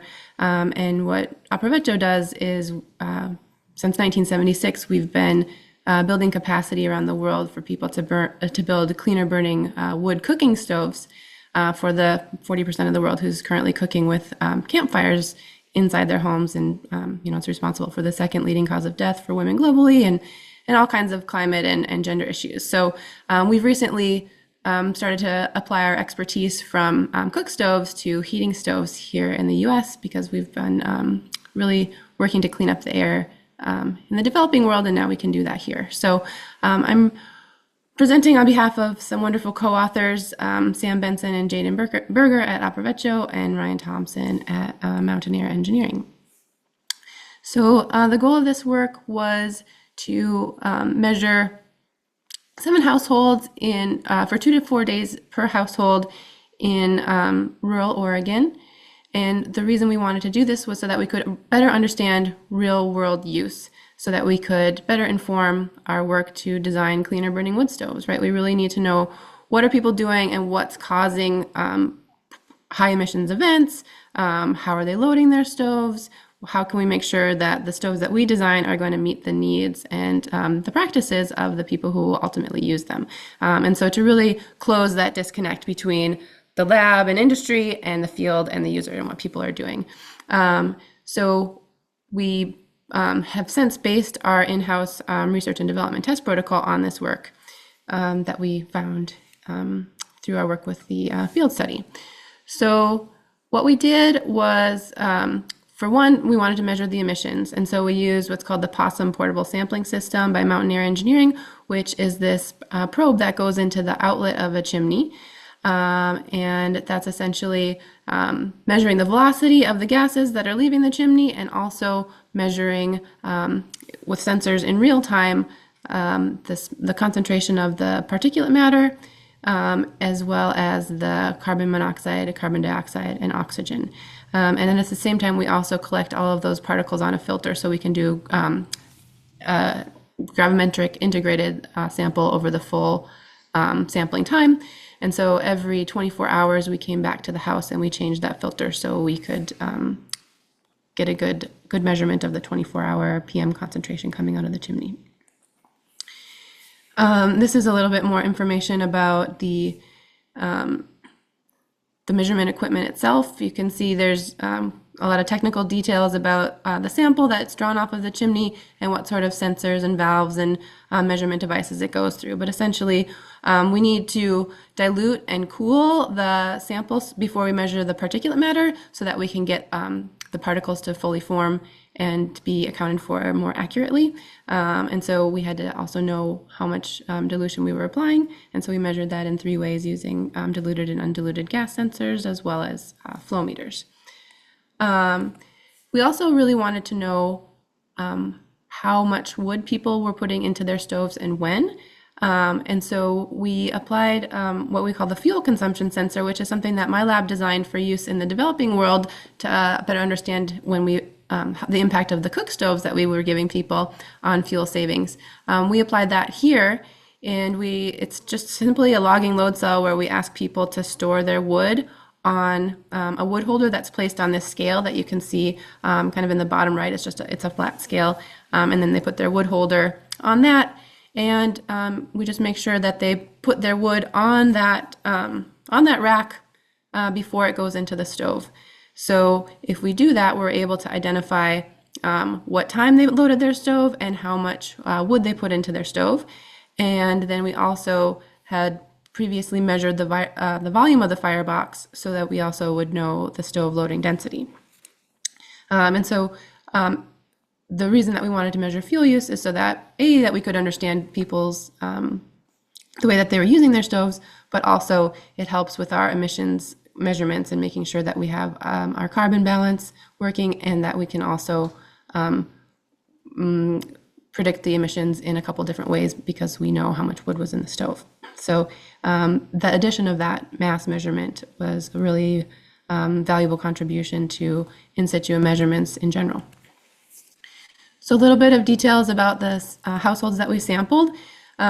It was really snowball sampling, which just means we went out to our neighbors around Aprovecho, which is out in the mountains of Oregon, and asked the neighbors if they were willing to do this, and if they knew of anybody who might be. So it was really just kind of a word of mouth sampling, and it's often very difficult to get people to be willing to let you come in and measure their stove use and emissions. People are kind of wary of that, so we were very fortunate to have some willing participants. And it worked out that we had a really great sample distribution between uncertified stoves, so those built before 1988. We had one of those. We also had 3 EPA phase 1 or 2 stoves, which were built between 88 and before 2015. And then we also had 3 NSPS step 1 or step 2 stoves, which were built between 2015 and 2020.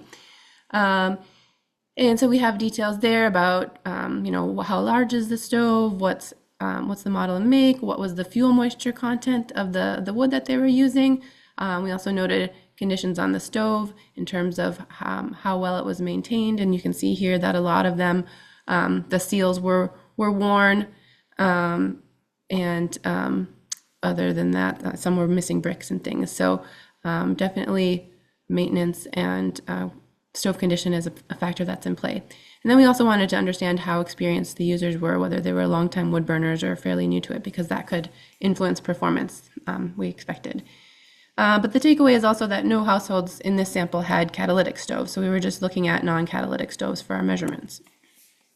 So when you put together the emissions sensor data along with the fuel consumption data, you get plots like this, which are really interesting. The dark line, every time you see like a step, that's when somebody loaded their stove, and how tall that step is how much wood they put into the stove. And then the horizontal lines are the time in between loads. So we could analyze those data and learn a lot of things. And then all the jagged lines at the bottom, the gray is the particulate matter, so how much smoke was coming out of the stove at that time. And the orange is the firepower. So we had a good idea of like how much heat they wanted to get out of their stove at any given time. And then this is over a 24-hour period, so you can see they weren't running their stove overnight in this household, but they were running it between 7 a.m. and I guess 10 or 11 p.m. And different users had different use profiles like that. So we could also see, you know, some people ran their stove overnight, but not during the day while they're at work, and those sort of things. So it was really, really insightful to pair these kinds of sensors together and understand what people are doing. So when we looked at the fuel sensor results, we could get a sense of the loading density. So how much wood, like how full were they filling their fireboxes in general. And so we could see that for the most part, the biggest amount of, the most common loading density was around between 2 and 3 pounds per cubic foot. And so that's what includes a lot of the small loads and the startup loads. And then we could see that taper off with generally most of the loading densities falling below 6 pounds per cubic foot, but some going up as high as maybe 12 was our highest. And so this information tells us when we're doing our tests in the lab, what are people doing and how can we make sure that we're optimizing the stove performance for the most common types of loading density, but also being sure to accommodate kind of those outliers for when it was really cold or people really wanted to heat up their home quickly. Similarly, we could understand the loading frequency, so how much time was it in between when they refilled their stove. And so the most common on that was about an hour. So that's, again, probably that's accounting maybe for startup when people are just getting their stoves going. But the majority of people are loading their stoves, less than every 5 hours, more commonly like 2 or 3 hours. But then we did see some long loads so this is the low power loads where people want a long, low, slow burn, and they're keeping their fire going that way. So a lot of insights that we could gain by using this fuel consumption sensor.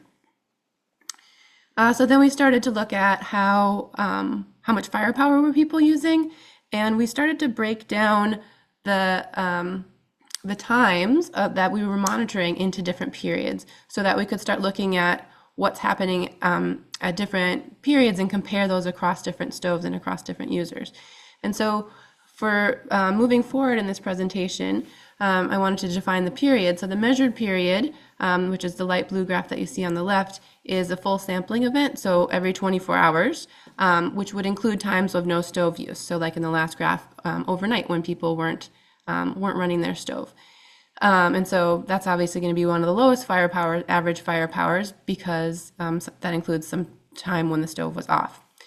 That provided some insight, but potentially more interesting in some regards is the fire period, which is the period of time under which the stove is actually running. So from the time it starts cold, which we can identify through our measurements, until the temperature peaks and then drops down to 40 C or lower. So then that we think of as a full fire period, from essentially going from ambient temperature back down to ambient temperature. Then we also wanted to look at the impact of starting and cold start. So that would account for the first 20 minutes of a new fire period. Reload was considered the first 20 minutes after each load of fuel, which we could tell from the fuel sensor and also our emission sensors. And then we also defined our active period as when people were actually putting wood into the fire and trying to keep it hot versus the burnout. So that would go until the chimney temperature went up, dropped below 160 C. And then that would lead into the burnout, which is the end of that active period until the end of the fire period when the chimney temperature dropped below 40 C. So you can see, as you might expect, the firepower was greatest during the active fire period, where our average firepower was about 12 kilowatts.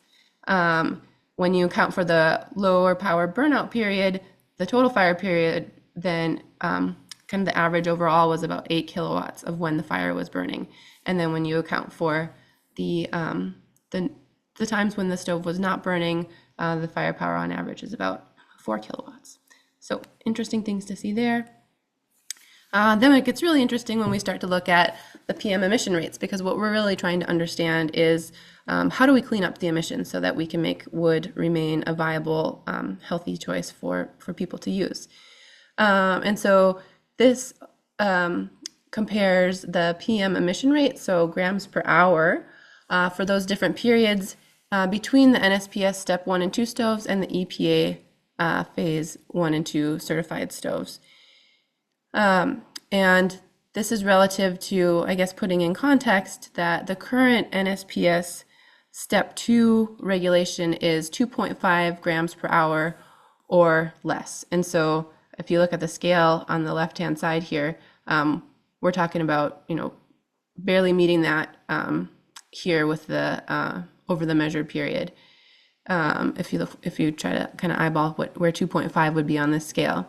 So over the measured period, which includes the no fire period, we're seeing about an average between maybe 2 and 10 grams per hour for both those types of stoves, a bit higher for the measured period. The cold start is when you really get to see a whole lot of PM emissions with emission rates of, averaging around 30 grams per hour for both types of both levels of certification of stoves. I don't have the uncertified stoves on this graph, but we'll look at those in comparison in a second.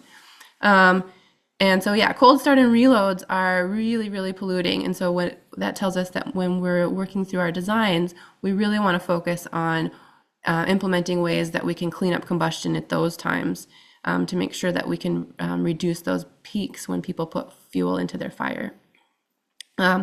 Then we have, compare the active period and the burnout period. So some interesting insights there. And then what people often are really most interested in is, do these newer EPA certified stoves clean up the PM, clean up the emissions or not, relative to each other or relative to the uncertified stove. So these first 3 lines show the comparison between the NSPS Step 1 and 2 versus the EPA Phase 1 and 2 for PM, carbon monoxide, and VOCs, volatile or organic compounds. And none of these are, very few of these are bold or italics. If they're italics or bold, it means that that was a significant reduction at 90 or 95% confidence. So between the last 2 kind of tranches of certification, we didn't see a lot of difference in the PM or the CO or the VOC emission rates. But when we compare in the lower 3 lines, the difference between the newest stoves, the NSPS stoves, and the uncertified stoves from back before the 1980s, again, that was just 1 stove, we start to see some significant reductions. And so what's exciting here is that during the fire period, we saw a percent change of 48.5% less PM emitted during the fire period. So when the stove was burning, those newer stoves emitted 48.5% less particulate matter than the uncertified stove that we measured. And that was true of all the other periods as well. Even over the measured period, which included the no fire time, we saw a 41.2% reduction. We didn't see a whole lot of reduction in CO or VOCs, but those are not as big of a concern for health. But this is good news to see this difference in PM from the NSPS versus the uncertified stove. Some other things to look at, we wanted to understand the impact of startup and reload. And so we saw that at cold start, the PM emission rates were 43.3 grams per hour. So really high and 3 times higher than the overall fire period, which was 13 grams per hour. And we found that cold starts accounted for 35% of the total PM in a fire period, but they only lasted for 6% of the total fire period time. So really the significant opportunity for cleaning up emissions if we can address a cleaner start. Reloads, not including cold start, also had very high emission rates, 20.2 grams per hour, so 1.5 times higher than the overall fire period. And those accounted for 35% of the total PM in the fire period, while lasting an average of 21% of the total fire period time. So that was a great place to focus on, since together cold starts and reloads contributed 70% of the total PM emitted during a fire period. When we compare what we found to the literature, we see that our 24-hour average emission rate was for PM was 5.6 plus or minus 2.2. And so again, that's over 24 hours. So it includes the times when the stoves were off in that averaging period. And that compares well to the literature, and where we saw that the emission rate was previously measured between 9.2 and 32.1 grams per hour. So we measured a bit less, but obviously we're still not meeting that 2.5 grams per hour NSPS certification level, which is granted, that's designed for lab certification testing. So the translation of that to what's expected in the field is not a direct comparison that we can make, but it's just helpful to kind of put it in context in terms of what we're trying to achieve versus what we're seeing across all the stoves that we measured.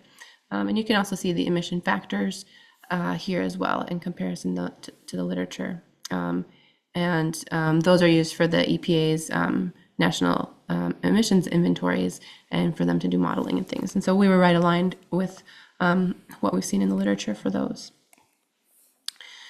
So in conclusion, we're excited because these data are showing how stoves are actually being used and performing. We have methods that can really help us understand a lot about what's happening in the stove, in the household, and why, and how we might use that information to focus on designing better performing stoves for the future. I meant to show that also we saw that the NSPS stoves showed an increase in thermal efficiency of 40.6% relative to the uncertified stove. So we saw a greater efficiency paired with a decrease in PM emissions between about 30 and almost 50%. Granted, we did only have one uncertified stove in the sample, so we don't have that's just all based on that one household. So it would be better to do additional field studies to further our understanding of all of this, and also looking at different weather, regions, stoves, fuels, etc. Our measurements were in Oregon, which is a fairly mild climate compared to what many of you see, and we did that in the shoulder seasons. Like a lot of the measurements were in March, and so like not the coldest time of the year. So some of these data would look different in different climates, and so we encourage people to use these methods and do more measurements elsewhere. If you're looking for more information on this, we have 2 papers that are in the process of publication. One that covers this in situ measurements, where we're looking at the emissions and the fuel loading, which I've talked about today. But we also dug more deeply into the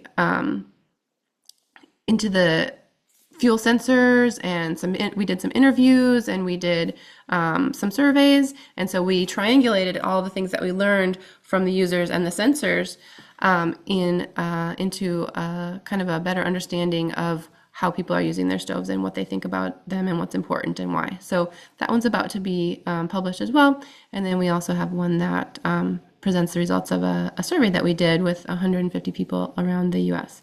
So please check those out if you're interested.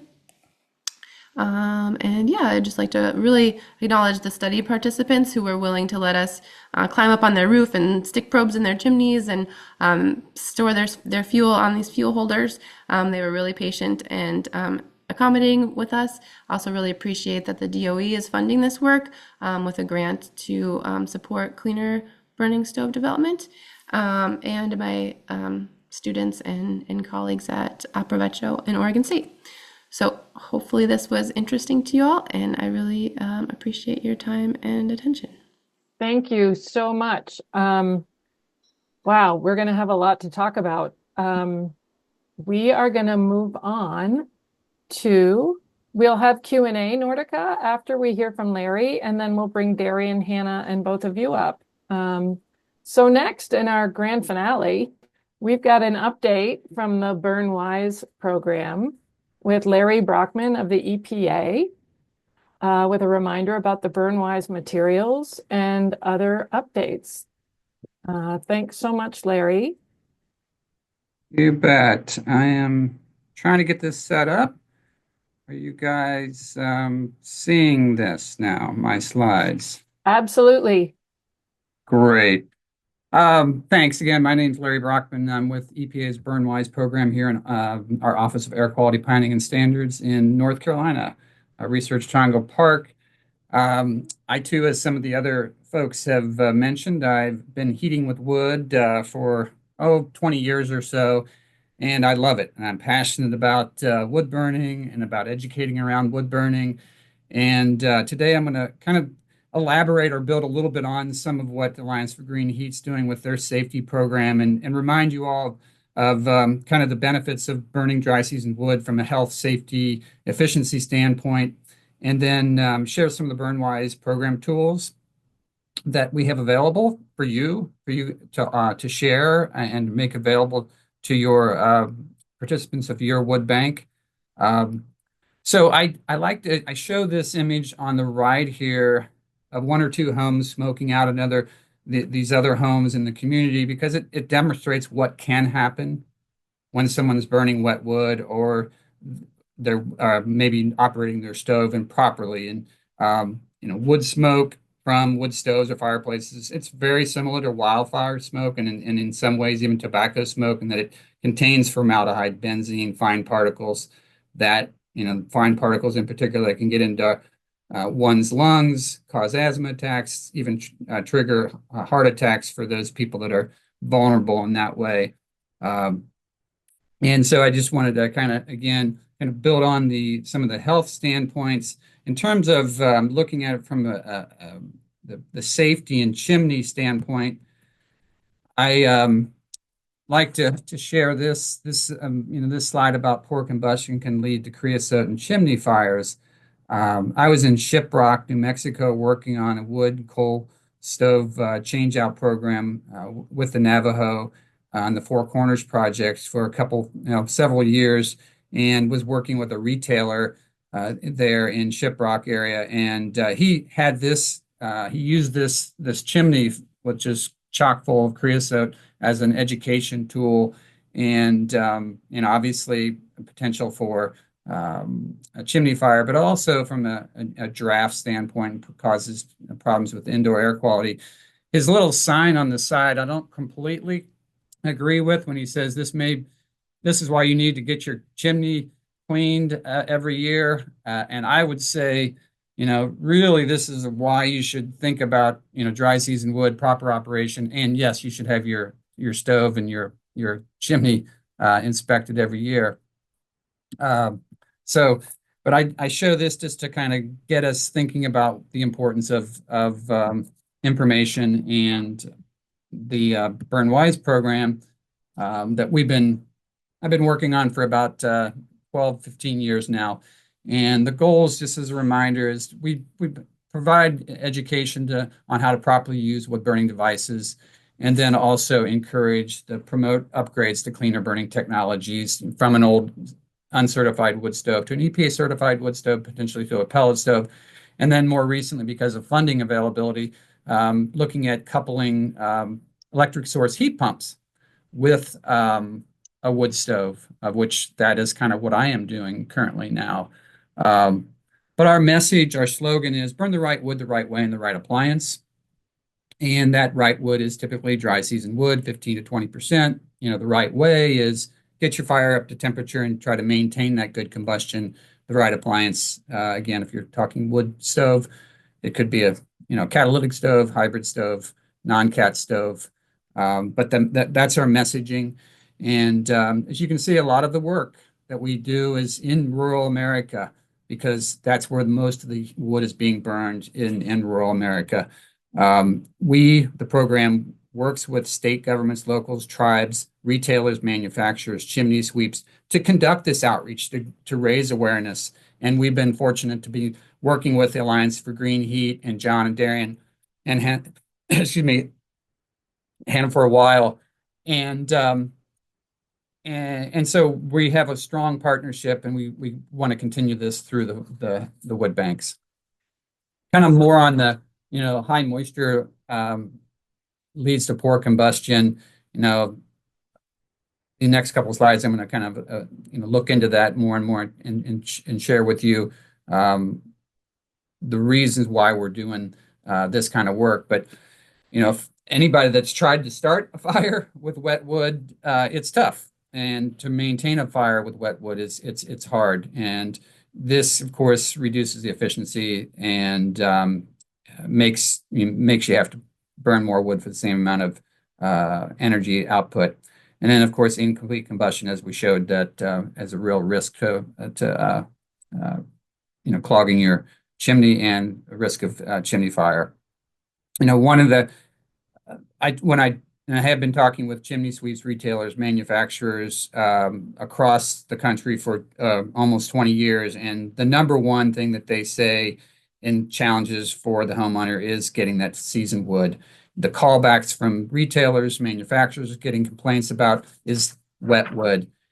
So that's why, and having burned wood for a long time, it's proven that for me too.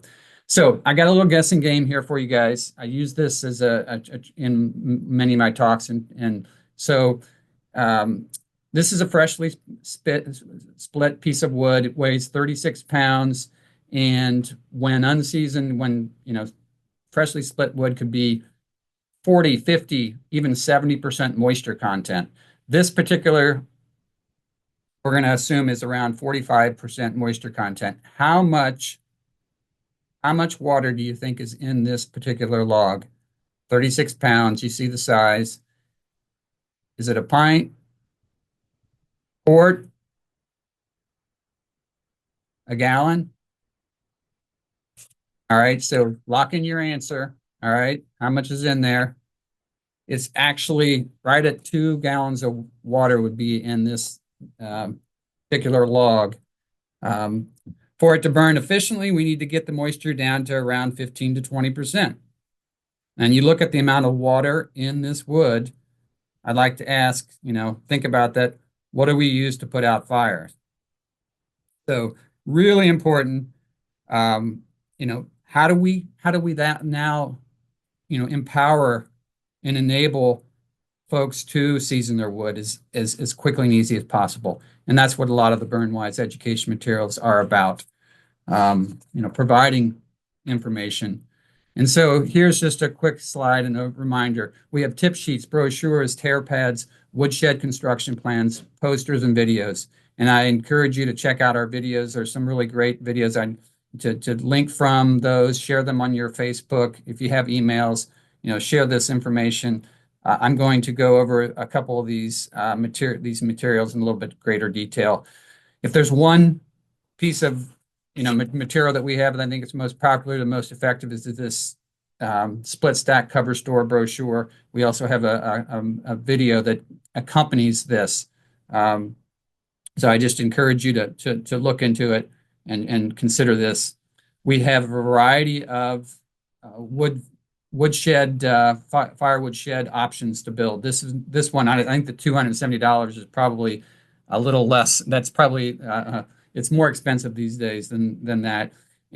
But we have a video that supports this. This is very popular, but we also got feedback that it's a little bit more complicated. It's costly. Can you come up with some newer options? So we have developed newer options. The one thing on this one I would say, because I had built this with my brother, is having extended the roof would be my recommendation. And we have that on our website. But just one example. Here are some newer ones that we've got available. Again, in response to some of our state and local and tribal folks saying, hey, can you give us some examples that are less expensive, easier to build? So we have these on our website, and flyers. These are all these materials are available for free to you. And I'll zip through these pretty quickly just so you get a sense of what's there. Again, we have videos that support how to build these and put these together. But they're just simple, kind of straightforward. You can use cinder blocks and T-posts and tarps, whatever, landscape timber to put these different options together. One of the things that I think can be a very powerful tool is a moisture meter. We have a little flyer on this. Why should you use it? What are the benefits, and then how to use it? And the key here is really with his moisture meters is to get an accurate reading. You really need to grab a piece of wood off the pile, split that piece, and check the moisture inside, not in the freshly split side, because these pins only go in a quarter inch or so. So to get accurate reading, you really need to get a freshly split side and then check it in a couple different places on the log. But we have that available. We also have this brochure, which really focuses on some of the benefits of an EPA certified stove and encouraging people to get their chimneys and their wood stoves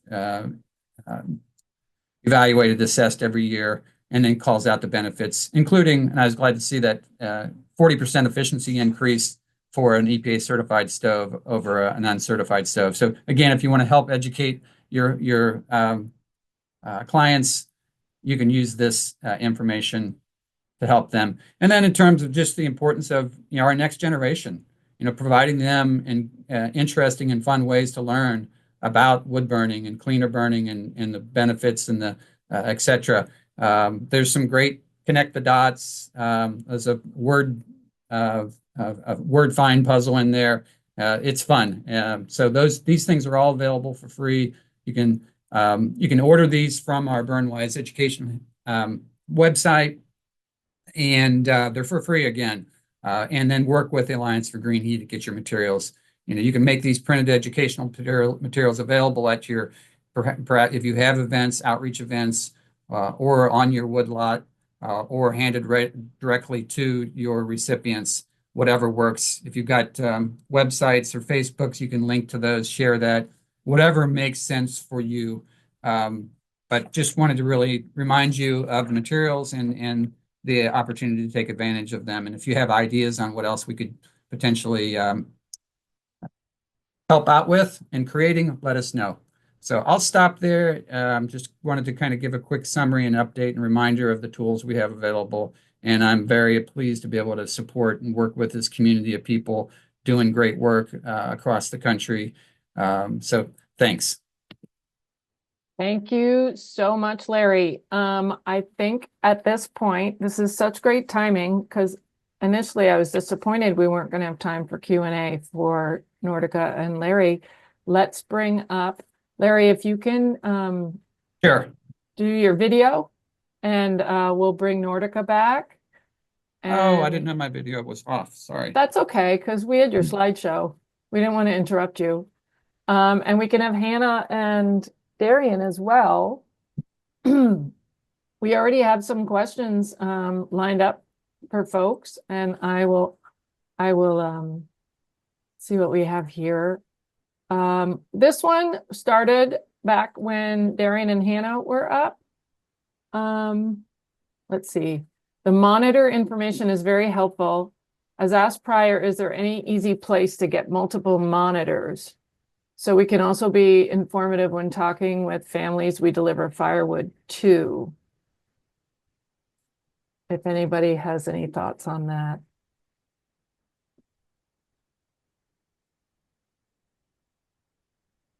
I have tried to ask the manufacturers of the Temtop monitors that we're using and distributing because they're pretty low cost and also charged, so they have a rechargeable battery and store the information in the device. So we liked that one because it was relatively cheap. And they showed a little bit of interest about providing more monitors, but I haven't had a lot of luck with the manufacturers providing monitors in bulk quantities. We did ask regarding a educational opportunity to provide like a classroom set so that it could go towards a middle school learning altogether and taking them home, especially it was actually with our partners at the Hopi Nation. When Denise was going to take them to classrooms. So we're really hoping that we can find a partnership there with some manufacturer, even if it's not Temtop.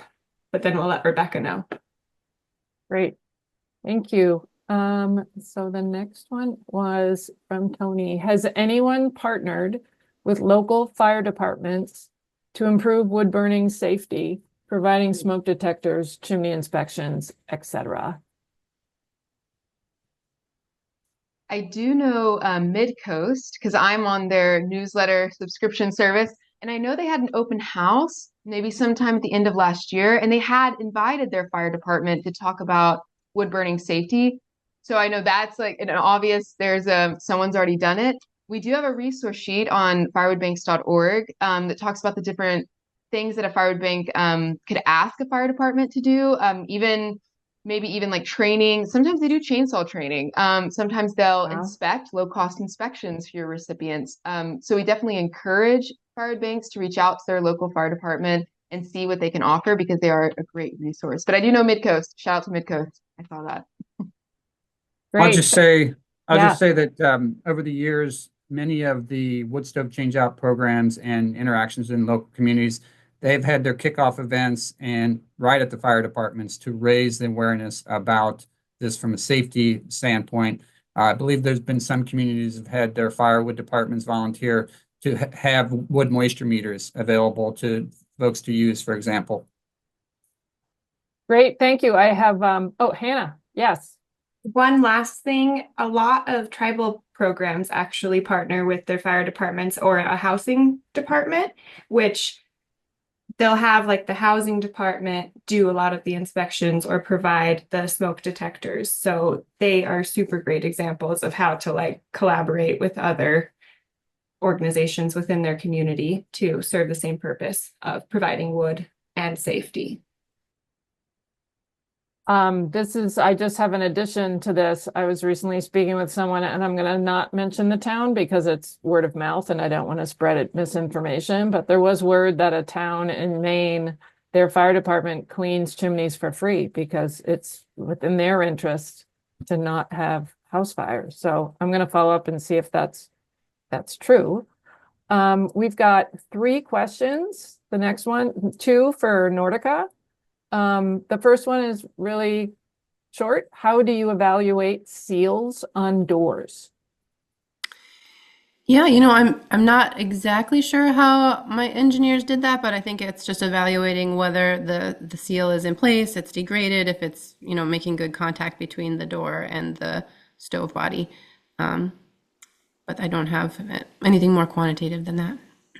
The next one is for you, Nordica. I'm curious as to why no catalytic stoves were included in the survey. Just couldn't find one or intentionally excluded. Not intentional. It worked out that no one was using catalytic stoves in our neighborhood that was willing to let us bother them with measurements. And then was the follow-up question, was it a standardized methodology used when building the fire and loading the stove? Did you have the stove owner do those things or did you all do them?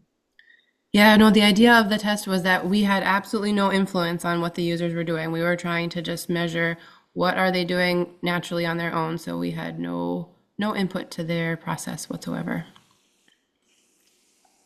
Becca, real quickly in response to the seal question, one of the tricks that I picked up over listening to retailers and chimney sweeps over the years is essentially take a dollar bill, stick it in there, close your door, and if you can pull it through, then that's typically a good sign that you need to replace it. I've got a little slide and presentation on one of but I've done that before with people, but that's a good question. But that's one simple way I've been told. Oh, that's really interesting, Larry. Thanks.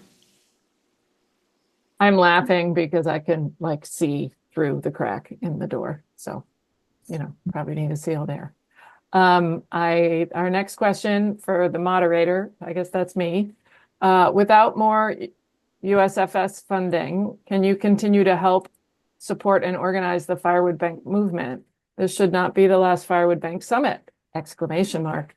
We need to hear from Firewood Banks how national groups like University of Maine or Alliance for Green Heat could be helpful moving forward. Are these online events important to you? Are newsletters important? How do we keep the momentum going? Yes. And in that vein, if you reach out to any of those entities, we will keep the momentum going. I know here in Maine, we're starting a statewide network right now it's an all volunteer nonprofit. And we kind of hoped to create sort of a national one as well to keep this momentum going. And I think we can do that. Thank you. I have a question for Larry. Thanks for the overview of the great work y'all do. Can you share some information on creosote formation when burning softwoods and how to minimize it? Yeah, I mean, softwoods, hardwoods, the idea is, of course, as incomplete combustion, smoke goes up into the chimney, it condenses, it cools down, and boom, it forms in soot on the sides of the wall. So the key, again, is really getting, and in terms of the startup, it is, and in reloading. One of the tricks that I use personally is I really try to use as much dry seasoned wood, lots of kindling, and really be careful about just building up your wood and getting that fire really good and before you close that door completely, and certainly before you shut down the air. It is really important. The beauty of an EPA certified wood stove is the glass, you can look at it and watch it. If it's a secondary combustion stove, it tells you if there's flames and you've got wood in there and there's no flames, that means you've got some poor combustion. So use that, use the fire and the flame to tell you how it's combusting. Only toward the tail end of the burn will you not see these flames. And if you don't see flames, you probably need more air, almost certainly. And we've got a great tips for a long and overnight burn video that talks a little bit more of that in detail. Thank you. Anybody have any other thoughts on that question? The other thought is fire starters. I love little compressed all natural fire starters. They are just awesome. The kind that you can literally have them, they'll start, keep up for almost 15 minutes. Great way to get a fire started. And then I'm going to take, while I got the floor, on the indoor air issue, what I really encourage people when you're removing your ash, do so when it's cold. It's a lot more volatile when it's warm, and you just get more ash coming into your house. So if you can, that's a little tip that I've picked up over the years of my own wood burning. Thank you. I have a question for Nordica. What are your top 3 recommendations for folks about how to use their stoves? I think I would just second all the things that Larry just said, right? We need to burn dry seasoned wood. Startup is a big one where, we saw that there's a lot of the emissions from startup and reload. And so we're currently, we have a student studying different ways of setting the stove and the kindling and different types of fire starters. And we're comparing kind of the effect of different ways of starting the fire with both natural draft and forced draft combustion. That's what we're working on, is injecting air into the fire using small fans to help clean that up. So we're doing a study on that right now. And then, yeah, definitely the long, low overnight burn. Often people, put a big load in there, turn down the air, and it just smolders and produces a lot of smoke. So that's something that you want to avoid.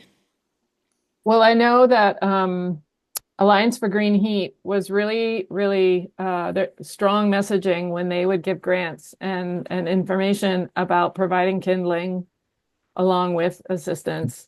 And I really heard that message. And I know at our wood bank, I just started cleaning up the scraps, and we would put it in bags and provide that. And I just really appreciate that push, because it does make a big difference. And that a lot of times people are older and they can't make the kindling themselves. So this kind of knowledge is really important.